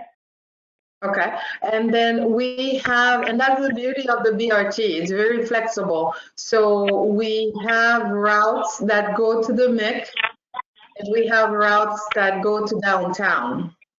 Now, we do have stations between the Dolphin and the MIC, but we don't have stations between the Lejeune and downtown. That's actually something that we're evaluating, if we can add stations there. But what is being presented here is mainly routes that go from the Dolphin Terminal to the MIC and downtown, from FIU to the MIC and downtown, and from the proposed Miami station at 147th Avenue and 8th Street to downtown, the MIC and downtown. Mm-hmm. Okay, and the preferable option from the airport to downtown is going to be 836, or going to be it's going to be the side road? From which? I'm sorry. From which one? From the airport to downtown, the preferable option is to go on 836 or take the side street. On 836. Okay, thanks. Mm-hmm. All right, was there a motion? I know Mike had his hand up. Yeah, I move we support it. I second the motion. Who was All right, that? there's a motion and a second. It was Brett, right? Yes, Who said sir. second? Okay, Brett. Okay. Brett Bebo seconding the motion. All right. Any discussion? If there is, let's keep it brief. All right, it's a motion and a second. All in favor? Roll call. We need a roll call. Okay, so Colin? Aye. Mike? Yes. Aye. Edgar? Aye. Sabine? Aye. Charles? Aye. Hank? Aye. Eric? Aye. And of course, Mike and Brett say yes. All right. 8-0. All right, thank you all very much. We look forward to seeing this as it further develops. We do too. Thank you. Thank you. Thank you. Thank you. All right, moving right along, Public Works, Yanae, look forward to your presentation. Is it Yanae doing it? Okay, yes. Okay. Good evening, all. This is Yanek Fernandez. I represent the Department of Transportation and Public Works. Well, first of all, I'm glad I'm seeing everybody's doing well so far. And Kevin, congratulations on the new member of BPAC. He's a little bit young, but he's very cute. Yeah, we're starting them young. Train them well. Right? Anyway, today I just brought two projects. I'm bringing you updates into projects, and the first one is Southwest 42nd Street from 162nd Avenue to 157th Avenue. Even though I had it on the list already, I did not have a typical section to show you last time. So I got something from the project manager, and it's down there, as you can see. The idea is to have I'm not sure, I think Ivan is touching the screen or something. I'm not doing anything. On the bottom of the slide, you can see the typical section. This is going to be a 4-lane divided, and then on the north side of 42nd, you're going to have a shared use path. Right now, the typical section you're seeing is the one that MDX is proposing as part of the Kendall Parkway extension. However, that is a little bit not delayed, but it's still in the works. So it was decided that Public Works would come in before the Kendall Parkway and complete this roadway. Therefore, what you're going to see there is basically a similar typical section with a 10-foot path, and then MDX is going to come later on and add the separation with the bikes, the pets, and the horse area, an area for horses. So it's in the plan to do it. It is, yes. We are going to come in first, and we're going to do the roadway and the 10-foot wide path on the north side, and then they're going to come and expand on that. This is pretty straightforward. I'm not sure whether you have any specific comments. I guess I would like to take them now before I go to the next one. I had some comments. Eric Toberg, okay, it's great to have a multi-user path for pedestrians and family cyclists. Consider extending the path another 1.5 miles to the canal bank, along the canal bank to Chrome Path.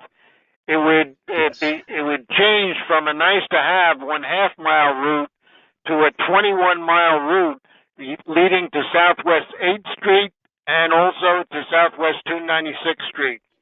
The canal is Miami-Dade County, not South Florida Water Management District. If the path is extended along the canal, install bollards and gates to keep ATV out. The section of the Chrome Path from Southwest 136th Street to Southwest 8th Street is 8.6 miles, with only one road crossing at Southwest 88th Street. So I think it's great, but it should be extended for 1.5 miles. Thank you. Yes, I agree definitely. 100%. If you're connecting to Chrome, that's great. Yes, definitely. This is going to continue all the way to Chrome, and actually it expands because it turns 90 degrees and it goes on 157th Avenue all the way up, and then it connects to 8th Street. So it's going to be a huge, very broad plan, but that's going to be part of the Kendall Parkway. It's not going to be done as part of this particular project. Yes, I agree. I just want to put that on the radar. Good, thanks. If no further questions, then we could go to the next slide. Go for it. Okay, the next project is called the Downtown Mobility Network. This is a project that the DDA, Downtown Development Agency, along with the City of Miami and the county worked to improve bicycle infrastructure within downtown Miami. Basically, what... Can you next on the slide? I'm sorry? Still the old slide for me at least, but this is the right one. Thank you. Give me 1 second while I take off the screen and re-upload it. I'm on the correct slide. I'm not sure what. See it correctly. Everybody... I see it. It's correct. Yeah, Yannick, can you just continue? I think it's right. Okay.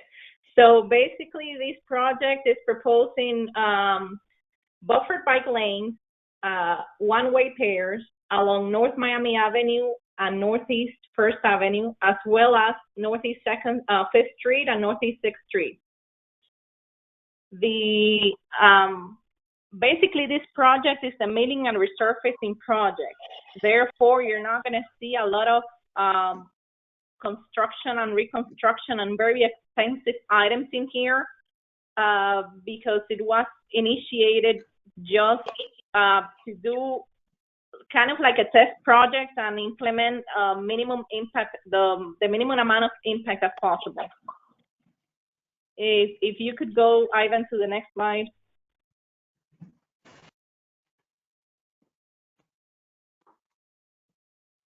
So basically, as you can see here, the lanes are going to be, the outer lane is being repurposed to provide buffer bike lanes.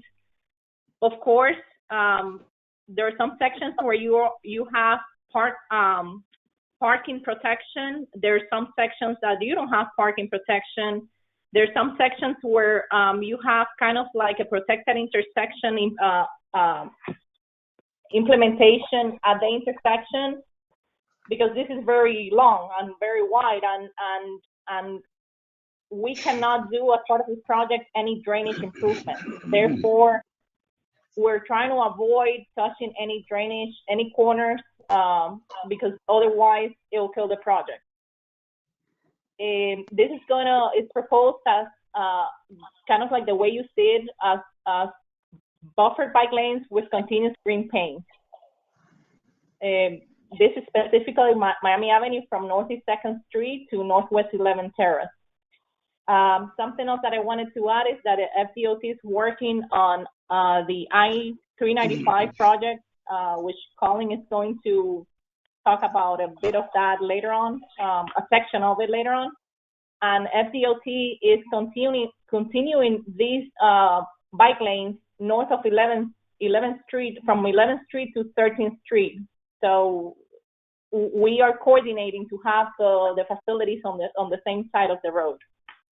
Also, FDOT has a project for Northwest 3rd Avenue and Northwest 3rd Court. This is on the west side of 6th Street and 5th Street. And they're also proposing bike lanes there, one pair bike lanes. So we are also coordinating those improvements with this one. If you could go to the next slide. This is just an illustration of more or less a section of First Avenue. In this specific case, of course, you have a bus stop. Therefore, the bike lane is dashed, so the bus stop's in there. Next. This one is 5th Street from 3rd Avenue to 2nd Avenue. On 5th, the bike lane is on the south side. You can see the north arrow there. It's pointing up. So there you go. I don't have any specific things to show you in here because it's basically the same thing. Next. And for 6th, from 3rd Avenue, on 3rd on the west side is where FDOT is having the bike lane project. And this goes all the way to 2nd Avenue. One of the things that we are doing, one of the challenges for this project, since we don't have the capability of reconstructing the entire intersection, is to try to provide a safety improvements as much as possible. So one of the things that's done is implementing the turning vehicles yield to bike and ped signs. At some intersections, no right turn on reds are going to be allowed. And definitely the continuous green paint is going to be a plus, and definitely the buffer separation that you have in there. Next, I think I only had 4 slides in there. This is just the list of projects that I have. So with respect to the Downtown Mobility Network, this is about it. If you have any comments now, I'll be glad to take them. Anyone? Eric Goldberg. I had the main comment. I think it's great. I'm always upset when I'm on. I plan to go on Southeast First Avenue. Southeast First Street, and it's one way, and so you can't get back.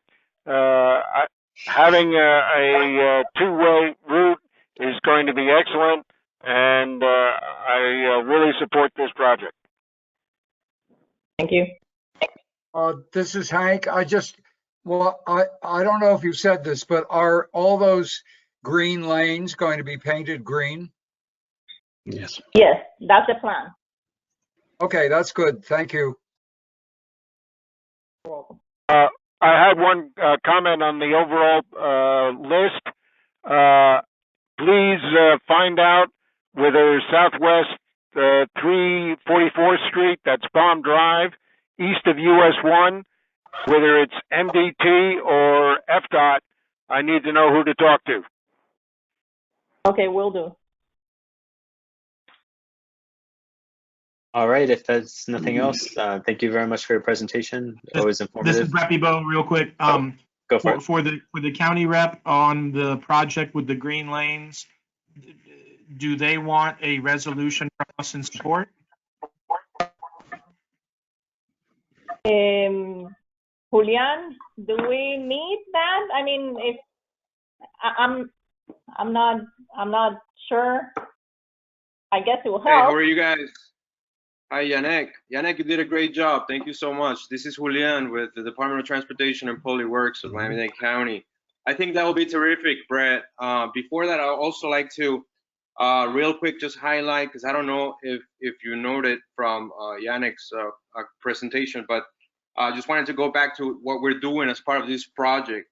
We are providing, among other things, more high emphasis crosswalks and bigger crosswalks at several locations, concrete curbs at the intersections. We try to maximize the buffer space because we also have a concurrent effort for a second phase of this project where we would like to go back and try the quick builds once again and do some of those treatments, like potentially doing planters and similar things like that. And we're working internally so that we can get that approved. We're also doing the green paint, like she mentioned, all throughout. Can you guys hear me? Did that make it a protected bike lane, the planters and everything? Separated bicycle lane, that's correct. Right. And then we're also improving several ADA ramps as well. So with that said, yes, we would love to have that resolution of support. All right. Yeah, I do want to. Yeah, I'm sorry, Colin. I do want to mention something else. These I sent to Kevin the entire set of plans for you guys to look at it because it's pretty long. I didn't want to present the entire thing there. Please note this is not the final striping and marking plan, but you're gonna get the idea of more, of the 80% of what's been done there. Just look at it. If you have any specific questions, then you could send it our way through Kevin. All right. And I'm happy to make a motion in support of the project. All right. Who's second? Second. All right. Mike Fleming seconds. Thank All you. in favor? I believe this is unanimous. Aye. No one's had any issues with it, so aye.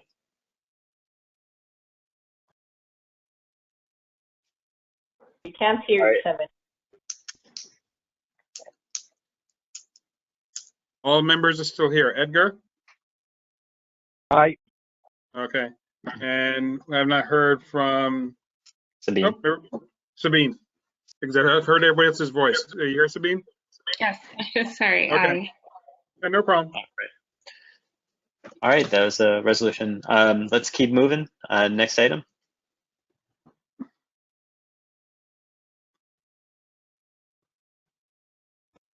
Oh, it's mine. All right, I will be passing the gavel over to Mike and presenting this item. So thanks, Mike.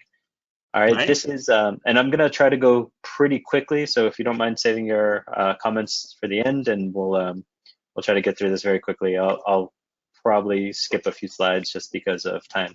But this is a project that you can go to the next slide. This is a project that is kind of it's being built and designed by the FDOT. The city of Miami was asked to come in and come up with a concept plan in order to make it cost effective to maintain. The DOT does not want to maintain this space, and they're creating a premium park-like facility under the I-395. Part of that includes the Heritage Trail, which was envisioned by the original winning proposal. And the city has maintained that throughout our proposal and throughout our concept plan. And you'll see that as we go through.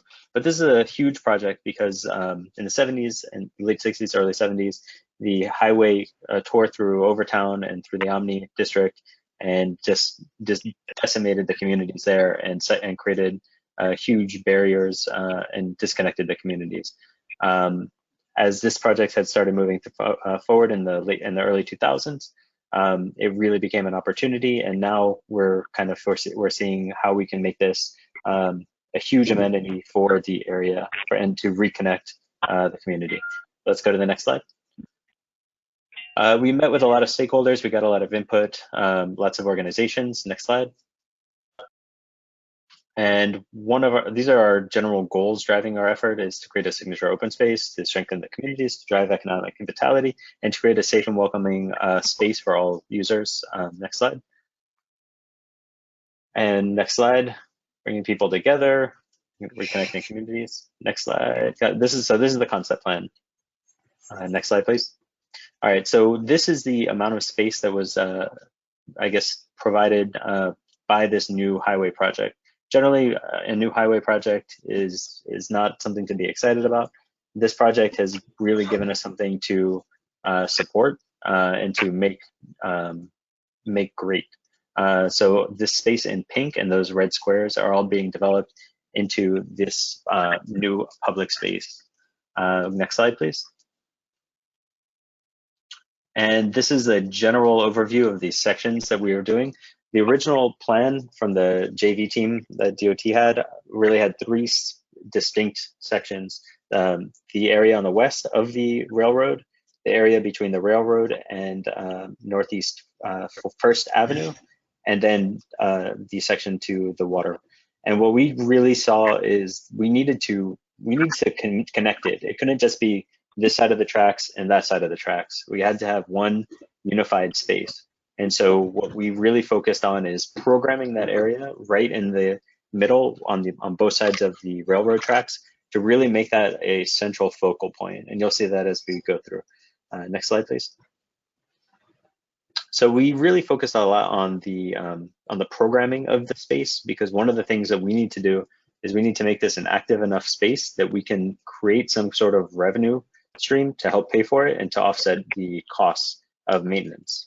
So that is one of the real focuses that we've had on this project this whole time.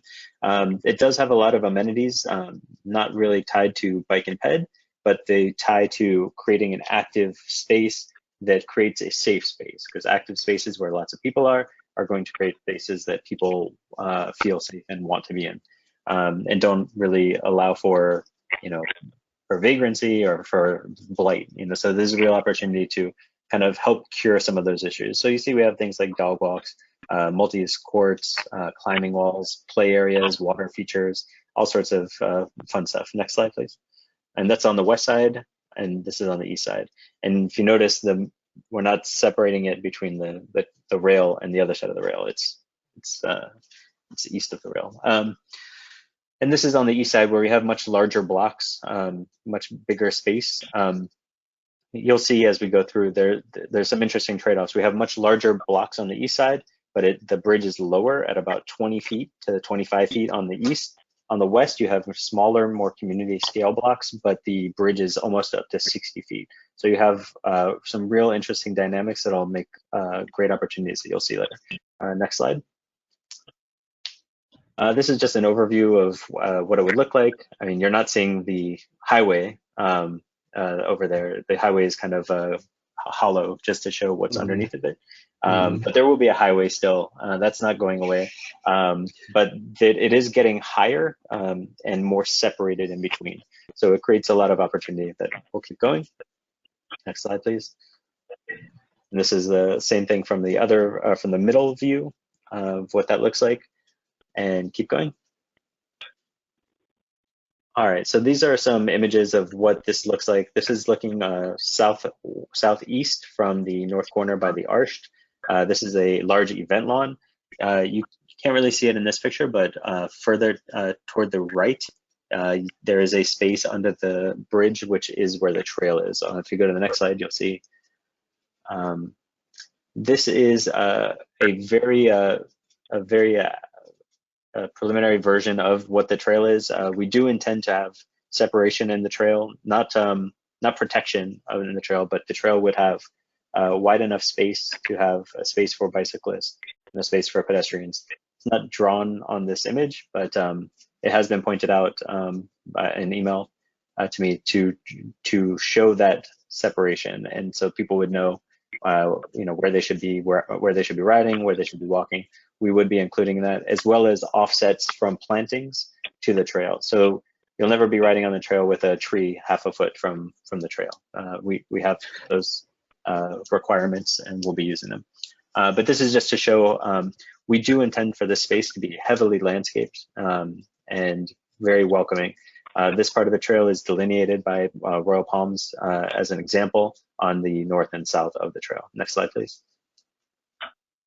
In this case, this is not the trail. This is just a side path. The trail is on the west side, or on the left side of the image. You can see people kind of congregating in the background, and the royal palms, that's where the trail is. This is just a urban garden that's displayed. Next slide.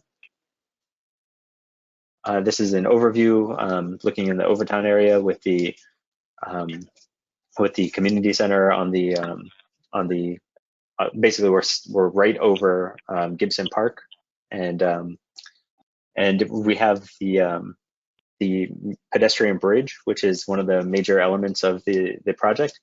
And I'll tell you more about the pedestrian bridge in this next slide as we go. In the original JV plan, the pedestrian bridge was maybe 12 feet wide. It had switchbacks. So if you were trying to go up, you would basically not be able to ride your bike. What we've intended to do is create a much wider pedestrian trail through this bridge. We've gotten the DOT to work with us and provide a 25-foot wide pedestrian bridge. So it has opportunities for viewing, for walking, for biking.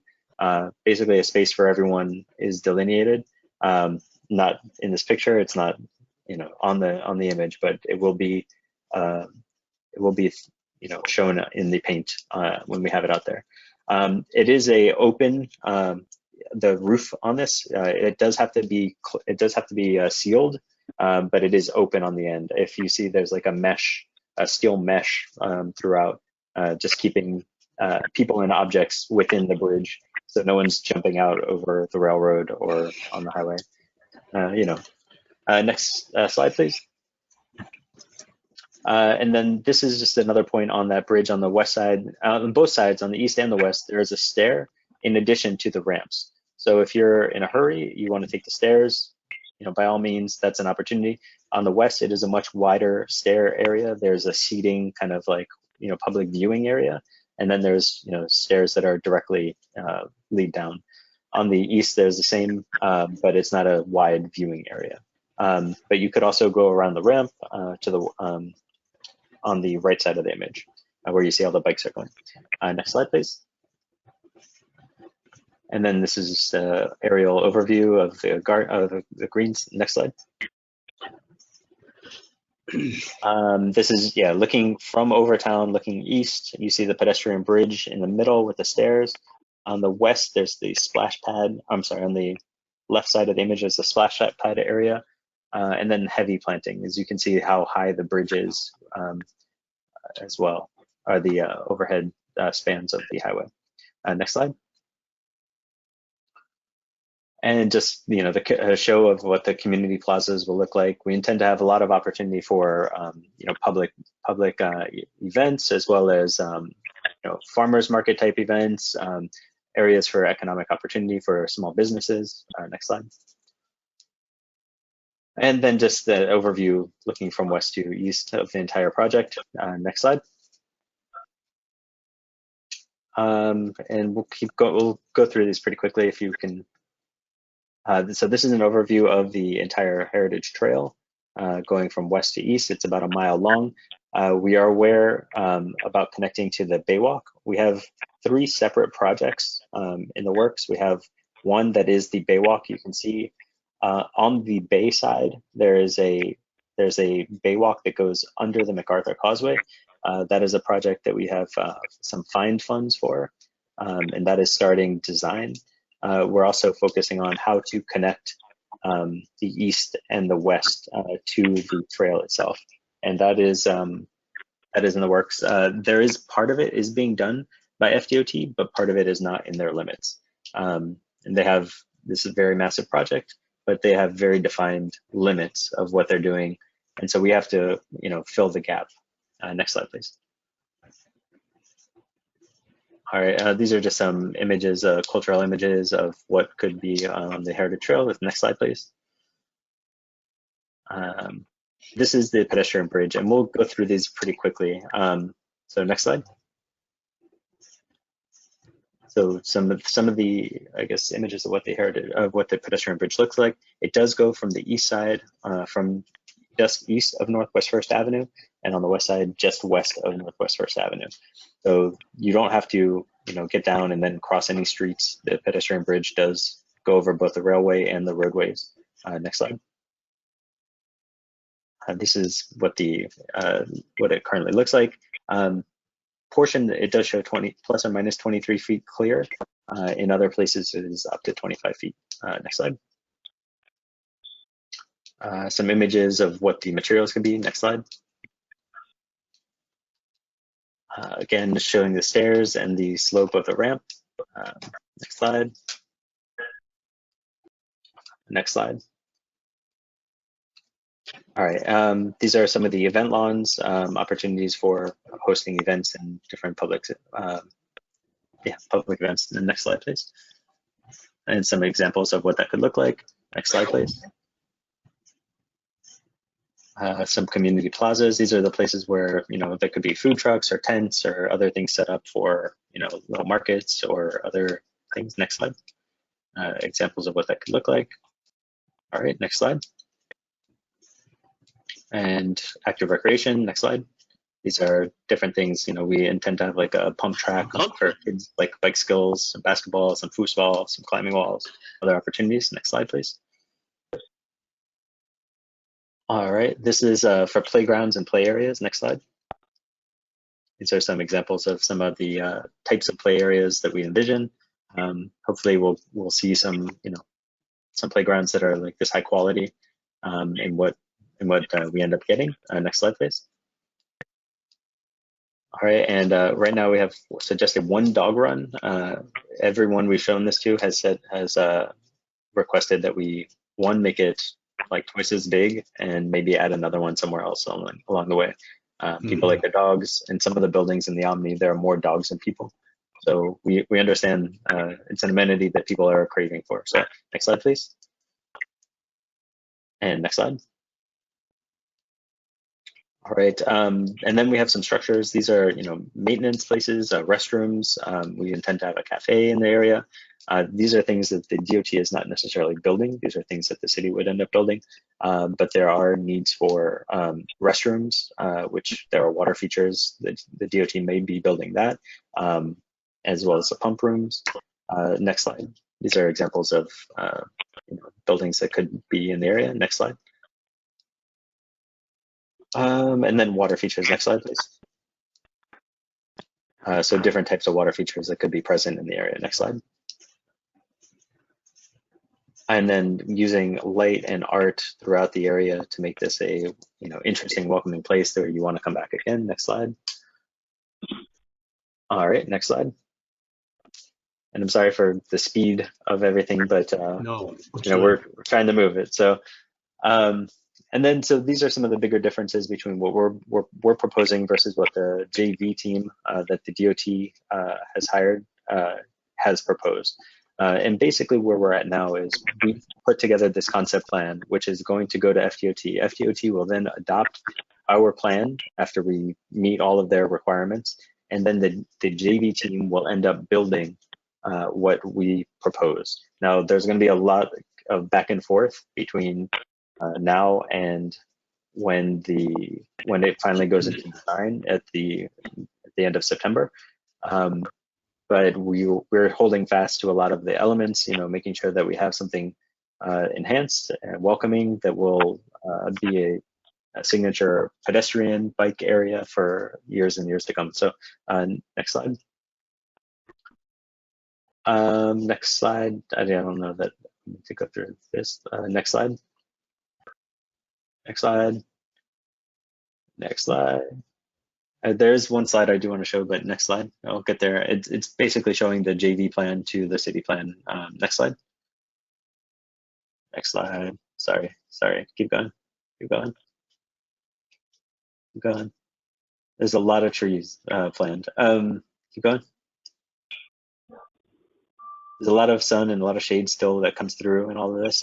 Keep going. Okay, I was concerned. Yeah, it's surprising how much sun will still manage. Because you had a lot of grass and plants. I was worried they might not get enough sun. Yeah, no, there's a lot, and we've looked at it through opportunities where we're going to have sun to do our planting. This next slide is what I wanted to show. So if you look at what was done originally, a lot more hardscape. We saw that as something that would just be very hot throughout the day, throughout the year. One of the big elements I had mentioned before is in zone 2. The pedestrian bridge was narrow and you had 3 earthen berms on the south side of the pedestrian bridge. We actually were able to convince DOT to remove the center earthen berm, which freed up a lot of space in the area and made it a more welcoming area instead of a very tight space. And so that really makes it a lot more welcoming, a lot more open. And then on top of that, we have the wider pedestrian bridge going over. So those are some of the basic differences between the two projects. And if you go to the next slide, I think there's one more that shows a major difference.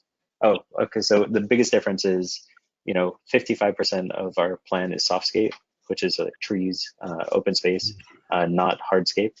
And then the original plan, only 30% was softscape. So it was going to be a lot more concrete, a lot more hardscape. So next slide, and then I think I can end it at that.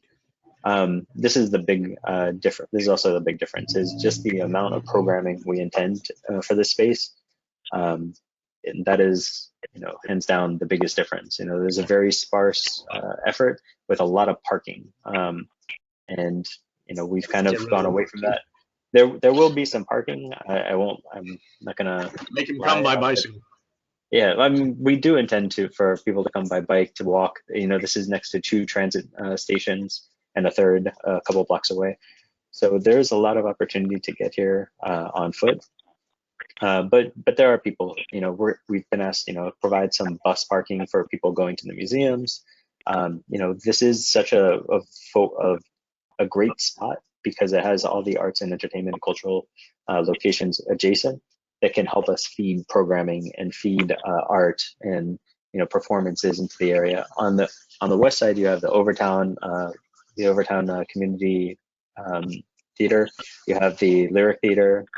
You have a lot of opportunity to have music and culture feed into it from there as well. So we have a lot of opportunity. I mean, this project is, like once in a lifetime opportunity where DOT is going to build, this enormous open space, and we've been able to get them to incorporate all of these great elements. So I think I can end it there. I did want to, I am seeking a resolution of support.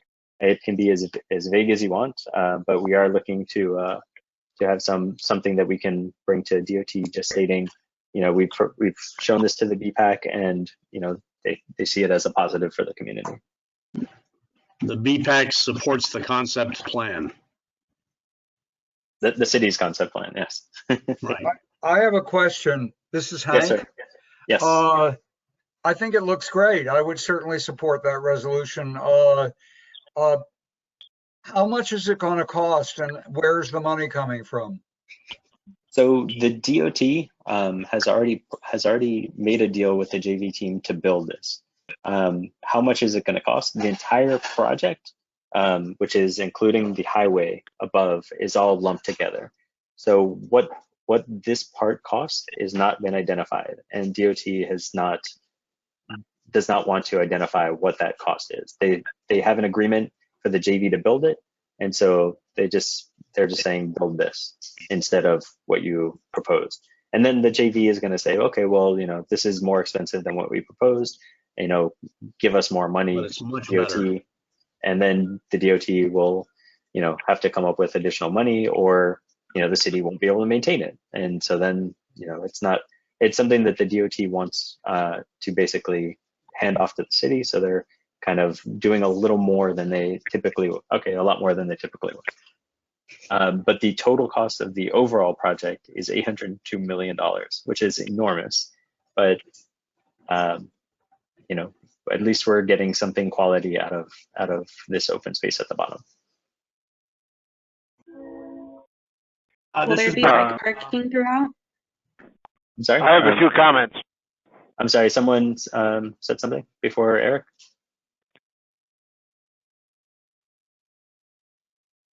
Sorry, it was me, Sabine. I was just asking if there was going to be bike parking throughout.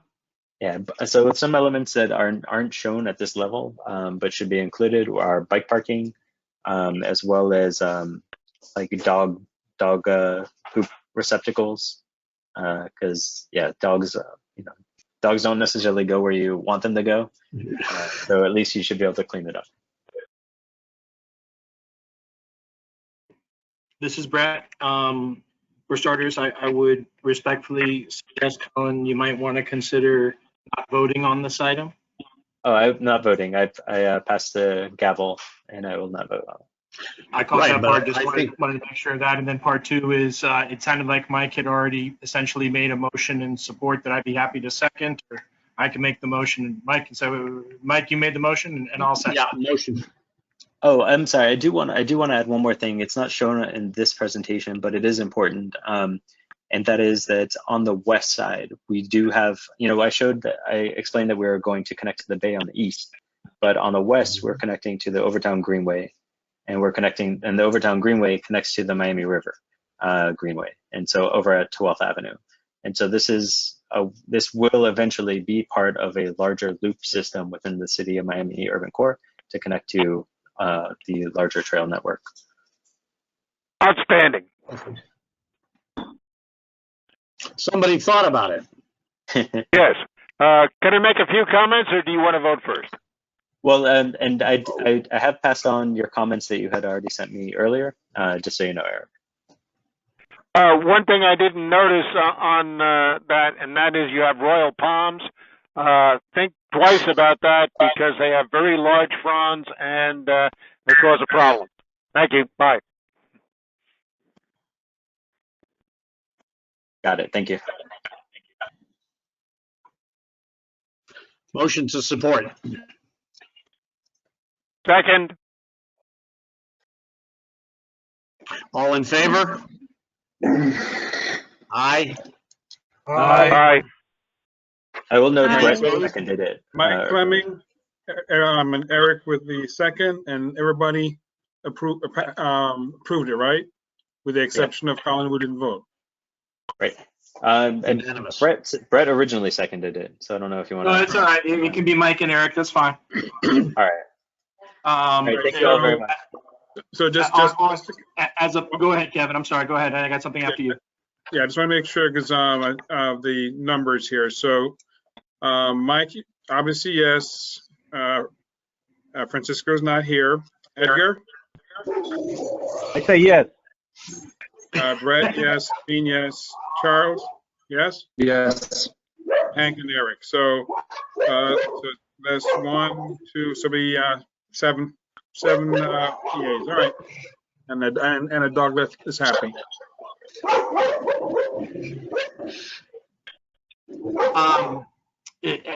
If I can just kind of segue onto this item real quick.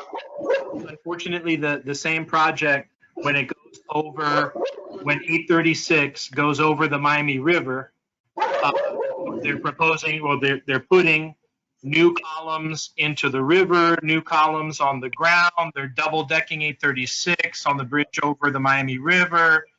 And right now, the shorelines under 836 on the river, they're both unconsolidated shorelines that are literally falling into the river. So they're not consistent with code. And any new project that gets built, for example, right next to this location, River Landing, built a new public river walk with a new seawall as required by code. So they're doing it on the northwest of this site. On the southeast of this site, it already exists and it's going to be improved with a new seawall at the county site. On the southwest of this site, there's approved plans for a Riverwalk section. But shockingly, as of now, they have not included either the public Riverwalk nor the seawall that are both required by code. So I would like to make a resolution, or maybe I should follow my own advice and not make a resolution and not vote on it, and because I'm a little perhaps too close to the walk item. If anyone else wants to make a resolution suggesting that the public Riverwalk featuring seawalls be included on both shores of the Miami River as a part of this project, that would be great. Yeah, and I'm sorry. I thought that had been. I thought that the district secretary had agreed to that earlier on when one of the state senators had met about this. I think we've made some progress, but recent communications in writing and otherwise are real clear that we don't really have it locked in place yet. Okay, well, I will definitely pass that on, resolution or not.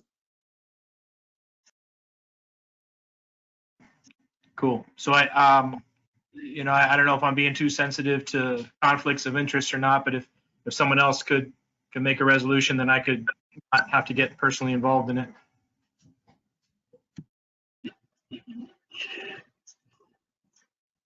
You want a resolution to ensure that the river is brought up to code, the edges of the river?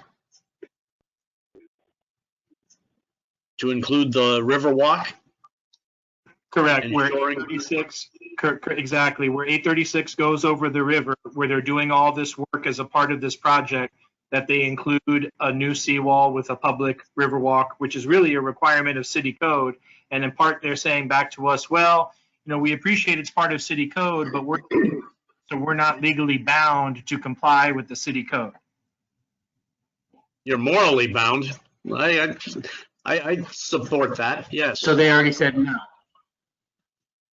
Well, they didn't say no, but they didn't say yes. They're kind of in this area where they're also pointing out that, MDX was eliminated by the Florida legislature, and now they're suing that, and they're trying to reinstate MDX. And until that lawsuit is settled, they can't really commit to anything.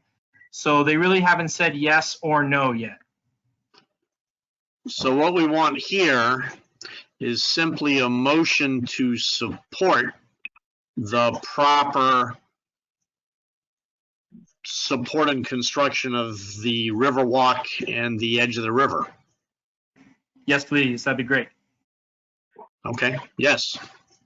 So move. Any second? I will second. All right, it's been first seconded. Hearing no additional comments, we'll move with a All in vote. favor?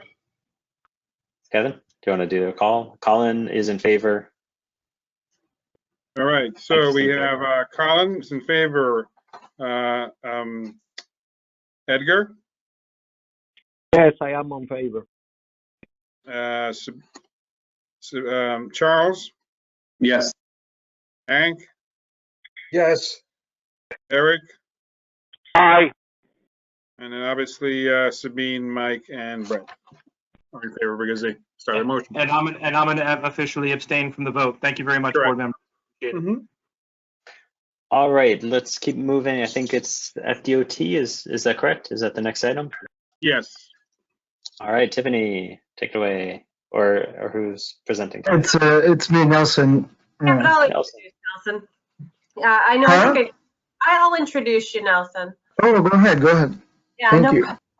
But yeah, so you guys have noticed our presentations are slightly different than well, quite a bit different than Raj's. So any of the members that remember Raj, the former consultant. However, we are considering modifying it slightly going forward, and that's just something that we're considering. So perhaps next month it might look a little different, but for now it's the same as it was last. But we're always willing to make modifications as necessary to make this better, better communicate the projects to the members. So feel free to give us your input about what you're wanting to see on them. But take it away, Nelson. Well, actually, I was gonna thank you for mentioning that, because that's kind of what I was gonna, I guess, mention as well. And really feel free to, you don't have to do it now. You could do it now, but you can feel free to send us your comments. But essentially, the way we've been doing it, and it's not really showing on the screen now. Any moment now, Ivan will be flipping through it. But the point, I mean, we've been typically just showing all the projects that we review in this format, and then just highlighting those that we've classified as pedestrians and bicycle projects. But Tiffany and I were thinking is, ideally it should be more of a bigger picture type of presentation, and let's not nitpick on, necessarily intersection improvements, which are important and could be important, but more like building a network, right? So how do we, the way we had envisioned about presenting to you guys moving forward is, well, here's the existing bicycle pedestrian network, mostly bicycle network. Pedestrian network is hard to show, on a map of the county, but here's the existing non-motorized network. And here's some of the projects that we reviewed as of late are contributing to that network. Rather than just, okay, we reviewed these many projects, some of these are back to, and we can still show you that for you guys, to give you guys an opportunity like we've been doing it, and we can even provide all of the plan sheets like we've been doing it for Eric. Thank you for your comments. But the way to do it, the way we want to do it moving forward is just how are we contributing to the overall network, right? So let's get live in a second there. I know he's switching screens now. So.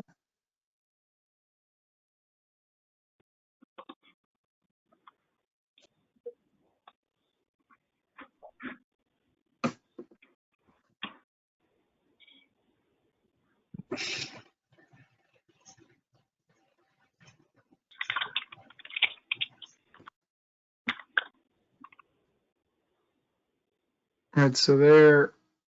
Can everybody see it now? Yes. Yeah, I can see it. Yep, we can see it. I can see it. Okay, Yeah, you great. might So- make the picture smaller. Huh? Oh, like the video of the folks. You can control Yeah, it just yourself. make the screen 2/3 of the height. You can move that up and down. Yeah. There's a gray bar underneath the picture. You can slide it up and down on your own.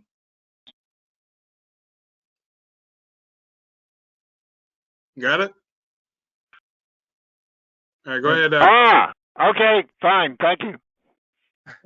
So yeah, I mean, this, like Tiffany mentioned, this is the same presentation for which we originally tried to improve by adding a map, as you can see on the left, and just kind of like classifying the projects. And we've been showing a list, and we've been sort of like merging them into certain categories that they're not necessarily FTT work program based categories, but some that makes most sense from a general perspective. So here we're presenting the month of March. We reviewed, I think next slide, if you will, reviewed over 24, just under 24 projects. Not necessarily too many comments, mostly because the majority of the projects that we review, I mean, it's every single project that comes with the ERC, and some of them are just signalization projects, intersection improvements that some have pedestrian features. For the most part, they don't. There's not that many comments to be made. Next slide. So that was the month of March. There was really nothing to highlight. We provided you, for those that had comments like Eric, the plan sheets and any more detail that you wanted to see. If any other of you want more detail, please feel free to reach out, asking for whatever project number it is, and we can give you the plan sheets, all the sets. This is the month of April. As you can see, there wasn't that many quote unquote bike ped improvements, only those two that were happening, which is the number 5 and 6, which if we move forward to the next slide, we have the sort of a snapshot of what the project entails. Again, not necessarily every single thing from the project, because it's hard to show on one slide. So this is Crandon Boulevard, an existing bike lane. And I know, Eric, you had some comments. I know Tiffany got back to you today, but it's an existing bike lane that is going to be quote unquote refurbished. It's going to be painted green, and it's going to look as being shown on the screen. Again, if you have any specific comments, feel free to reach out. Please note, and this is something that we pointed out before, some of these projects are in the 90% stage, /90/100. And while we give them comments, and we fight, and Tiffany can testify to that, it's sometimes tough to get some of these improvements or some of these recommendations. Oftentimes because they get back to saying, well, that's not within the original scope of the project. That can be, there's not enough money for that. Great comment, but and also some of these are not always DOT projects. And so when we make the comments, they can say, well, this is done through a grant and it's not part of the scope, but eventually it's the same type of, well, it's not our scope. This right here, sorry, Nelson, I'll cut you off. Sure. This one on Crandon Boulevard is not a DOT project. This is a LAP project. Exactly. So, but I can tell you, I just got to speak personally. I've been biking the past, definitely more frequently the past few weeks over Key Biscayne, over on Crandon Boulevard, and this definitely could use that treatment. It cuts off right before. It has that nice green paint, and then it cuts off, and it's very old, and the paint lines are it almost looks like it's just a part of the lane at this point. So this is much needed, and I can't wait until this is down. This is Eric Tolberg. I've got one problem, and that is there are places where there are pavers, and even if you cannot paint the green bike lanes, I would hope that you are going to paint at least the white pavement markings. Otherwise, that would be a very unsafe condition. Noted. I'll relay that to the LAP office. Does everybody understand that there are some places where there are pavers across the road instead of asphalt, and right now they don't plan to do anything to them? Yeah, this is Hank. I think this is really exciting. I am still on the board of an organization called Bike Key Biscayne that is not doing a lot these days. But one of the things we've been pushing for is this. So it's wonderful to see that it's this far along. Thank you. Thank you. But yeah, Eric, again, just going back to your point, this is 90%. If we get a chance to do it on the next stage, we'll provide, if possible, about the striping over the pavers. So, next slide, and I think that's actually the last slide, which is good for the sake of time here, for everybody's sake. This is Biscayne Green. You guys have been seeing it for a while. I'm pretty sure everybody's familiar with it. Again, just renderings from the study. There's still a long ways before we see any actual plans, but these are just some images of what it could look like and what the limits of the project are. One thing that to highlight one of Eric's comments, yes, the east sidewalk is a shared use path. One of the benefits that this project is going to have is that it will provide even more pedestrian space, because now the east sidewalk it's shared by everybody, scooters included. So do you have any comments on this, or? Yeah, this is Eric Telberg. The specific comments I had, you should look at routing the path behind bus stops, etc. Keeping a 10-foot and preferably 12-foot or more swath clear of signs, benches, landscaping, etc. Marking lanes to separate northbound from southbound pedestrians. And even if bike lanes are provided, there are many cyclists who are not willing to ride in the street. And Eric, we're definitely going to take those comments, and hopefully we'll see this project slowly progress through the chain. But right now it's in that early stage, so we've got plenty of time, hopefully, to implement all those recommendations. And I'm actually the project manager for this project too, so I hear you loud and clear, Eric. Oh, and Colin, did you get his comments? Because I can forward you those as well, so you have those for your files. Yeah, please forward them.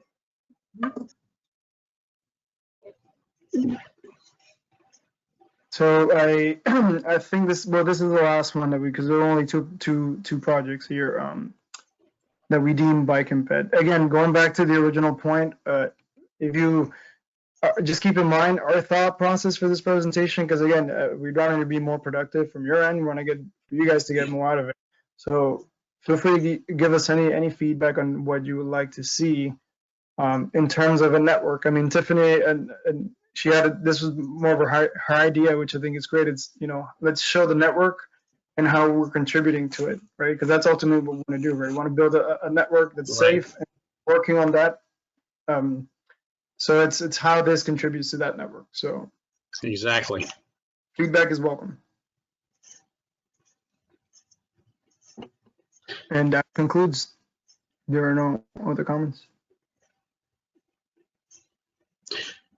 Colin, can I pass the gavel back to you now? Certainly. Thank you very much, our DOT. What's next? Done. Oh, is that the? Okay, we already did member comments information. Yeah, we already did member comments, and we already spoke about Stallone Gate. So the information that we're going to talk about basically is the attendance report, and we've only had one meeting. So believe it or not, May's coming up, but the BPAC has only met twice because January was an earthquake, and then March was the first COVID meeting. So this is your second meeting of the year, and so far, but nobody has any attendance issues. Oh, I do have one question for TPO when you're done. Okay, and then next thing is our meeting date for next month is May. If you remember from at the end of last year when we did our calendar, you all voted to have that meeting done third Tuesday of the month, just like this week is. So it's be May 19th instead of May 26th, which would be the day after Memorial Day. So you wouldn't be having your Memorial Day weekend tied up with reviewing plans and such. Of course, Memorial Day weekend this year might be different, but we'll see what happens when that happens. But May 19th is the day. This is Eric Koberg. I didn't know that we voted for the third Tuesday. I thought it was the fourth. It's May 19th, whatever it is. May 19th. Okay. And when we go over the calendar at the end of the year, which would be the December meeting, that's when we went month by month, all the dates, and these are the dates that were confirmed. Yep. Okay. And then that would be it, Colin. Yeah, I just want to know, does the TPO have the results of the Smart Trails grant, or the call for ideas? And if there will be funding No, the call for ideas, I do not have those off my head, but those have not been done yet. If I know correctly, I can check with Oscar, who's in charge of that tomorrow, and then I'll let you all know via email. But as far as I know, that both the qualified dares and the smart moves, the tracking and the voting and so forth, that's still in the process. If you remember, I gave you all those numbers a couple of weeks ago for you to provide your respective votes. In fact, just last week, I think we had to redo it because Pinecrest had to be removed. Okay. Right. But they're all running concurrently. All right. Thank you very much, everyone. If there's nothing else, this meeting is adjourned. You have something, Tiffany? I thought you were saying something. Thank you. All right. Meeting adjourned. Time is 8:11 p.m. Thank you. Good night, everybody.